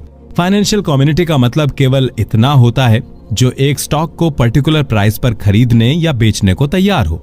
ये लोग वही होते हैं जिनके कारण ही स्टॉक्स का प्राइस डिक्टेट होता है। इस पॉइंट से आपको ये लग रहा होगा कि किसी स्टॉक का अप्रेजल कुछ नहीं बस फाइनेंशियल कम्युनिटी द्वारा किया गया इवैल्यूएशन है, लेकिन ये एक ओवर सिंप्लीफिकेशन है। पर असल में ये 3 अलग अप्रेजल को ब्लेंड करके निकाला जाता है। एक पॉइंट जिस पर जितना ध्यान दिया जाए कम है कि जिस इंडस्ट्री में एक कंजर्वेटिव इन्वेस्टर को इंटरेस्ट है उसके करंट फाइनेंशियल कम्युनिटी के नेचर के बारे में पता होना चाहिए। उनको और भी इंडस्ट्री पर भी नजर रखनी चाहिए और वो और अच्छे से अप्रेजल को बेहतर तरीके से समझ पाएं। इन्हीं सब पॉइंट को नजर में रखकर ही एक इन्वेस्टर मार्केट का लॉन्ग टर्म ट्रेंड समझने के काबिल बन सकता है। इसके बाद 4th डायमेंशन का जो मतलब निकल रहा है कि एक किसी पर्टिकुलर स्टॉक का एक पर्टिकुलर मूवमेंट होता है जिसमें उसका फाइनेंशियल कम्युनिटी द्वारा करंट फाइनेंशियल स्टेट को देखते हुए अप्रेजल किया जाता है। वहीं अगर आपको ये तय करना है कि at the moment stock attractive है या नहीं, तो यह आपको खुद तय करना होगा कि क्या ये स्टॉक्स अनअट्रैक्टिव हैं या अप्रेजल से मैच कर रहे हैं कि नहीं। लेकिन कुछ एक्सटेंड तक जनरल लेवल ऑफ स्टॉक्स पूरी पिक्चर को अफेक्ट करते हैं। ये उस पर भी डिपेंड करता है कि यदि आप आने वाले चेंजेस को सही से एस्टिमेट कर पाते हैं या नहीं। आपको यहाँ अपने इमोशंस को हटाकर केवल फाइनेंशियल सेंसेस में सोचने के काबिल बनना होगा, तभी आप एक अच्छे इन्वेस्टर बनने के काबिल हो पाएंगे। साथ ही आपको स्टॉक्स के इंटरेस्ट रेट पर भी पूरा ध्यान रखना चाहिए। इसी के साथ इस बुक समरी के सेकंड भाग का फाइनल अध्याय खत्म होता है। आशा है इस सेकंड भाग से आपको यह क्लियर हो गया होगा कि कैसे एक कंजर्वेटिव कंपनी और एक कंजर्वेटिव इन्वेस्टर ऑपरेट करते हैं और ऐसी कंपनी में आप कैसे इन्वेस्ट कर सकते हैं, इन बताए गए 4 डायमेंशंस को ध्यान में रखते हुए। इस बुक समरी के अगले पार्ट में हम आपसे ये शेयर करेंगे कि इन्वेस्टमेंट की दुनिया में कौन सी फिलॉसफी का इस्तेमाल किया जा सकता है। इन्वेस्टमेंट की साइकोलॉजी। अब बुक समरी के इस पार्ट में हम आपको ये बताएंगे कि मार्केटिंग की दुनिया में किस फिलॉसफी को माना जाता है, पर उससे पहले आपको ये समझना होगा कि इन्वेस्टमेंट की दुनिया में फिलॉसफी का जन्म आखिर हुआ कैसे। किसी भी कंपनी का इन्वेस्टमेंट अप्रोच समझने के लिए एक इन्वेस्टर का ये समझना बहुत जरूरी है कि उस कंपनी का ऑब्जेक्टिव क्या है और वो किस मेथड का इस्तेमाल करके वो लक्ष्य हासिल करना चाहते हैं। इसी के बेसिस पर ही किसी कंपनी का आप या कोई इन्वेस्टर कैरेक्टरिस्टिक्स डिफाइन कर सकते हैं। इसी इन्वेस्टमेंट अप्रोच को देखते हुए हर इन्वेस्टर अपनी एक इन्वेस्टमेंट फिलॉसफी तैयार करता है, जो उसके हर इन्वेस्टमेंट के साथ इंप्रूव होती जाती है। कोई भी इन्वेस्टमेंट फिलॉसफी किसी ना किसी मौजूदा फिलॉसफी के बेसिस पर ही बनती है, लेकिन सबकी इन्वेस्टमेंट फिलॉसफी किसी ना किसी तरीके से अलग होती है। इसके अलावा किसी भी इन्वेस्टर के लिए ये बिल्कुल भी पॉसिबल नहीं है कि वो अपने इन्वेस्टमेंट अप्रोच किसी को समझाए। इस इन्वेस्टमेंट अप्रोच को समझाने के लिए लेखक ने अपने कुछ पास्ट एक्सपीरियंस शेयर किए हैं, जिसमें उन्होंने बताया है कि वो किस फिलॉसफी का इस्तेमाल करके इन्वेस्ट करते हैं। आप या कोई भी इन्वेस्टर जो इस बुक समरी को सुन रहा है, वो चाहे तो अपनी इन्वेस्टमेंट अप्रोच में इन फिलॉसफी का इस्तेमाल कर सकता है। लेखक ने अपनी पूरी जिंदगी में अपने एक्सपीरियंसेस के बेसिस पर ही अपनी इन्वेस्टमेंट अप्रोच डिसाइड की है। पहले जब लेखक बैंक में नौकरी किया करते थे, तो ऐसी बहुत सी ऐसी कंपनीज थीं जो उनको अपनी तरफ अट्रैक्ट करती थीं। एक कंपनी जिसने लेखक को अपनी तरफ सबसे ज्यादा अट्रैक्ट किया था, वो थी एक फूड मशीनरी कंपनी। इससे लेखक ने अपनी सबसे पहली इन्वेस्टमेंट फिलॉसफी बनाई, जो ये थी कि फूड मशीनरी भी एक अच्छी इन्वेस्टमेंट अपॉर्चुनिटी है। इस कंपनी में सबसे पहले लेखक का इंटरेस्ट सन 1931 में पीक पर हुआ था। इससे कुछ साल पहले लेखक फूड कंपनीज में इन्वेस्ट करके अपने इन्वेस्टमेंट में लॉस करवा चुके थे, जिसके बाद उन्होंने तय किया था कि वो अपनी इन्वेस्टमेंट में की गई गलती फिर नहीं रिपीट करेंगे। वहीं ये कंपनी भले ही इतनी बड़ी नहीं थी, लेकिन वो अपने काम में वर्ल्ड क्लास थी, जिस कारण वो अपने एरिया में वर्ल्ड लीडर बन चुकी थी। वो अपने प्रोडक्ट को इतने लार्ज स्केल में प्रोड्यूस कर लेते थे, तो वो लो कॉस्ट प्रोड्यूसर बन के एक अच्छा प्रॉफिट मार्जिन कमाने में कामयाब हो जाते थे। लेकिन इस कंपनी में लेखक ने ये नोटिस किया और सबक लिया कि किसी भी कंपनी में जितना भी अच्छा पोटेंशियल हो, वो बेकार हो जाता है, खासकर तब जब किसी कंपनी में काम कर रहे लोग की क्वालिटी अच्छी ना हो। ऐसा ही कुछ इस फूड कॉर्पोरेशन में हुआ, जहां कंपनी बहुत सी नई ऊंचाइयों पर जा सकती थी, लेकिन खराब मैनेजमेंट के कारण ये पॉसिबल नहीं हो पाया था। इसका मतलब ये नहीं है कि कंपनी सक्सेसफुल नहीं थी, कंपनी बहुत सक्सेसफुल रही, लेकिन मैनेजमेंट इस कंपनी की सबसे बड़ी कमजोरी थी। इसका कारण यह भी था कि सारे डिसीजंस केवल एक व्यक्ति द्वारा लिए जाते थे, जिस कारण लेखक ने यह सीख ली कि ऐसी कंपनी में इन्वेस्ट नहीं करना है जहां कंपनी की सारी जिम्मेदारी एक व्यक्ति के कंधे पर हो। दूसरी इन्वेस्टमेंट अप्रोच जिसको लेखक ने एज एन इन्वेस्टर इस्तेमाल किया था, वो है जिगिंग एंड जैगिंग। अब मान लीजिए किसी कंपनी में जिस पर आपने इन्वेस्ट किया हो, वहां पर आपको एकदम से ज्यादा प्रॉफिट हो जाए, लेकिन आप घबराहट के कारण तुरंत डिसीजन नहीं ले पाते हैं, या फिर जब किसी कंपनी के स्टॉक का प्राइस नीचे चल रहा है और तब आप उस कंपनी में इन्वेस्ट करना वैल्यूएबल नहीं समझते हैं, जैसा कि फूड कॉर्पोरेशन के साथ हुआ। जब सन 1932 से लेकर सन 1934 तक उनको जब कोई वैल्यूएबल नहीं समझता था, तब जिन लोगों ने इस कंपनी में इन्वेस्ट किया उनमें से लेखक भी एक थे। उनको इस कंपनी से बहुत प्रॉफिट हुआ था। इसी को इन्वेस्टमेंट अप्रोच में जिगिंग एंड जैगिंग टर्म से जाना जाता है। जब तक एक इन्वेस्टर ये ठीक से नहीं सीख जाता है कि कब उसे जिग करना चाहिए और कब जैक करना चाहिए, तब तक वो एक अच्छा इन्वेस्टर नहीं बन सकता है। शॉर्ट में कहें तो जब बाकी सब जिग करें, आपको जैक करना चाहिए। तीसरी इन्वेस्टमेंट अप्रोच जिसको हर इन्वेस्टर को फॉलो करना चाहिए वो ये है कि कॉन्ट्ररी ओपिनियन भी कई बार सही होते हैं। जब हम मार्केट में एक जनरल ओपिनियन की बात करते हैं तो हम कहीं ना कहीं भेड़ चाल की ओर इशारा कर रहे होते हैं। अगर कोई इन्वेस्टर मार्केट के जनरल ओपिनियन के खिलाफ जाकर इन्वेस्ट करना चाहता है तो ऐसे में इन्वेस्टर को पूरे तरीके से सिक्योर होना चाहिए कि उसका बिलीफ सही है, वरना ट्रेंड के अगेंस्ट जाकर उसका नुकसान भी हो सकता है। फॉर एग्जाम्पल, जब ये साफ हो गया कि ट्रांसपोर्टेशन इंडस्ट्री में मेजर रोल ऑटोमोबाइल प्ले करेगा और रेलवेज के शेयर कम दाम पर बिकने लगे थे, तब उस समय ट्रेन की बोगी के स्टॉक्स खरीदना किसी भी इन्वेस्टर के लिए बहुत बड़ा रिस्क रहा होगा। इसलिए लेखक ने ये सब देखते हुए तय किया कि वो तब जिग करेंगे जब पूरी फाइनेंशियल कम्युनिटी जैक कर रही होगी। लेकिन इसके साथ उन्होंने ये भी महसूस किया कि अगर उनको बड़ा प्रॉफिट कमाना है तो उन्हें जिगजैग करने से पहले एक प्रॉपर चेक करना पड़ेगा। इस इन्वेस्टमेंट अप्रोच के अलावा चौथी इन्वेस्टमेंट अप्रोच से ज्यादा इन्वेस्टर का कैरेक्टरिस्टिक डिफाइन करती है। इस अप्रोच का नाम ही पेशेंस एंड परफॉर्मेंस है। अब इस अप्रोच को ध्यान में रखते हुए लेखक ने 3 ईयर रूल एस्टेब्लिश किया था, जिसका सीधा मतलब यह है कि आप जब भी एज एन इन्वेस्टर किसी कंपनी में इन्वेस्ट करते हैं तो इस भ्रम में ना रहें कि आपको 1-2 हफ्ते या महीनों या 1-2 सालों में प्रॉफिट मिल जाएगा। अगर आप किसी कंपनी में इन्वेस्ट करना चाहते हैं तो आपको उस इन्वेस्टमेंट में मिनिमम 3 इयर्स का लॉक इन पीरियड चाहिए होता है। आप किसी भी कंपनी को 3 साल से पहले जज नहीं कर सकते। यदि आप एक अच्छा प्रॉफिट चाहते हैं तो आपको किसी भी कंपनी में अपनी इन्वेस्टमेंट को मिनिमम 3 इयर्स देने होंगे। इसी रूल और इन्वेस्टमेंट अप्रोच को फॉलो करके लेखक ने बहुत सी कंपनीज में शेयर खरीदकर अपना और अपने क्लाइंट्स का एक अच्छा और बड़ा प्रॉफिट करवाया। इन इन्वेस्टमेंट अप्रोच का मतलब ये नहीं है कि आपको एज एन इन्वेस्टर हर रूल पूरे तरीके से स्ट्रिक्टली फॉलो करना होगा। हर रूल या इन्वेस्टमेंट अप्रोच के कुछ एक्सेप्शंस होते हैं, पर ये एक्सेप्शंस ज्यादा नहीं होते हैं। समझने के लिए लेखक का ही उदाहरण ले लेते हैं। उन्होंने ये बताया है कि उन्होंने भी कभी ना कभी 3 ईयर रूल तोड़ा है, जिसके पीछे की रीजनिंग बहुत सिंपल है। जब लेखक ने अपनी की गई इन्वेस्टमेंट्स में ये देखा कि उनकी की गई इन्वेस्टमेंट्स या कंपनीज जिन पर उन्होंने इन्वेस्ट किया है वो उस रेट पर ग्रो नहीं कर पा रही हैं जिस पर उन्होंने एक्सपेक्ट किया था, या फिर कंपनी के अंदर चल रही कॉम्प्लिकेशंस की वजह से भी कई बार उनको अपनी इन्वेस्टमेंट को 3 साल के अंदर ही कैश इन करना पड़ा था। इससे ये तो आपको पूरी तरह से क्लियर हो ही गया होगा कि जो इन्वेस्टमेंट अप्रोच के लिए रूल बनाए गए हैं उनके अंदर भी एक्सेप्शन होते हैं। इसके अलावा एक इन्वेस्टमेंट अप्रोच जो हर इन्वेस्टर को ट्राई करनी चाहिए वो ये है कि उसे मार्केट टाइमिंग के साथ एक्सपेरिमेंट करते रहना चाहिए। लेखक ने भी जब सन 1930 से जब अपनी इन्वेस्टर की जर्नी शुरू की थी तब उनको भी बहुत सी चीजें ट्रायल और एरर से सीखनी पड़ी थी, जिसकी मदद से ही उनकी इन्वेस्टमेंट फिलॉसफी ने आकार लेना शुरू कर दिया था। पहले उन्होंने फूड मशीनरी में इन्वेस्ट करने के बाद ये जाना कि फूड पैकिंग इंडस्ट्री कैसे फंक्शन करती है। ये सुनकर आपको लग रहा होगा कि लेखक अपने समय का सदुपयोग कर रहे थे, लेकिन लेखक का मानना यह है कि वो अपना टाइम एक कंपनी पर लगाकर वेस्ट कर रहे थे।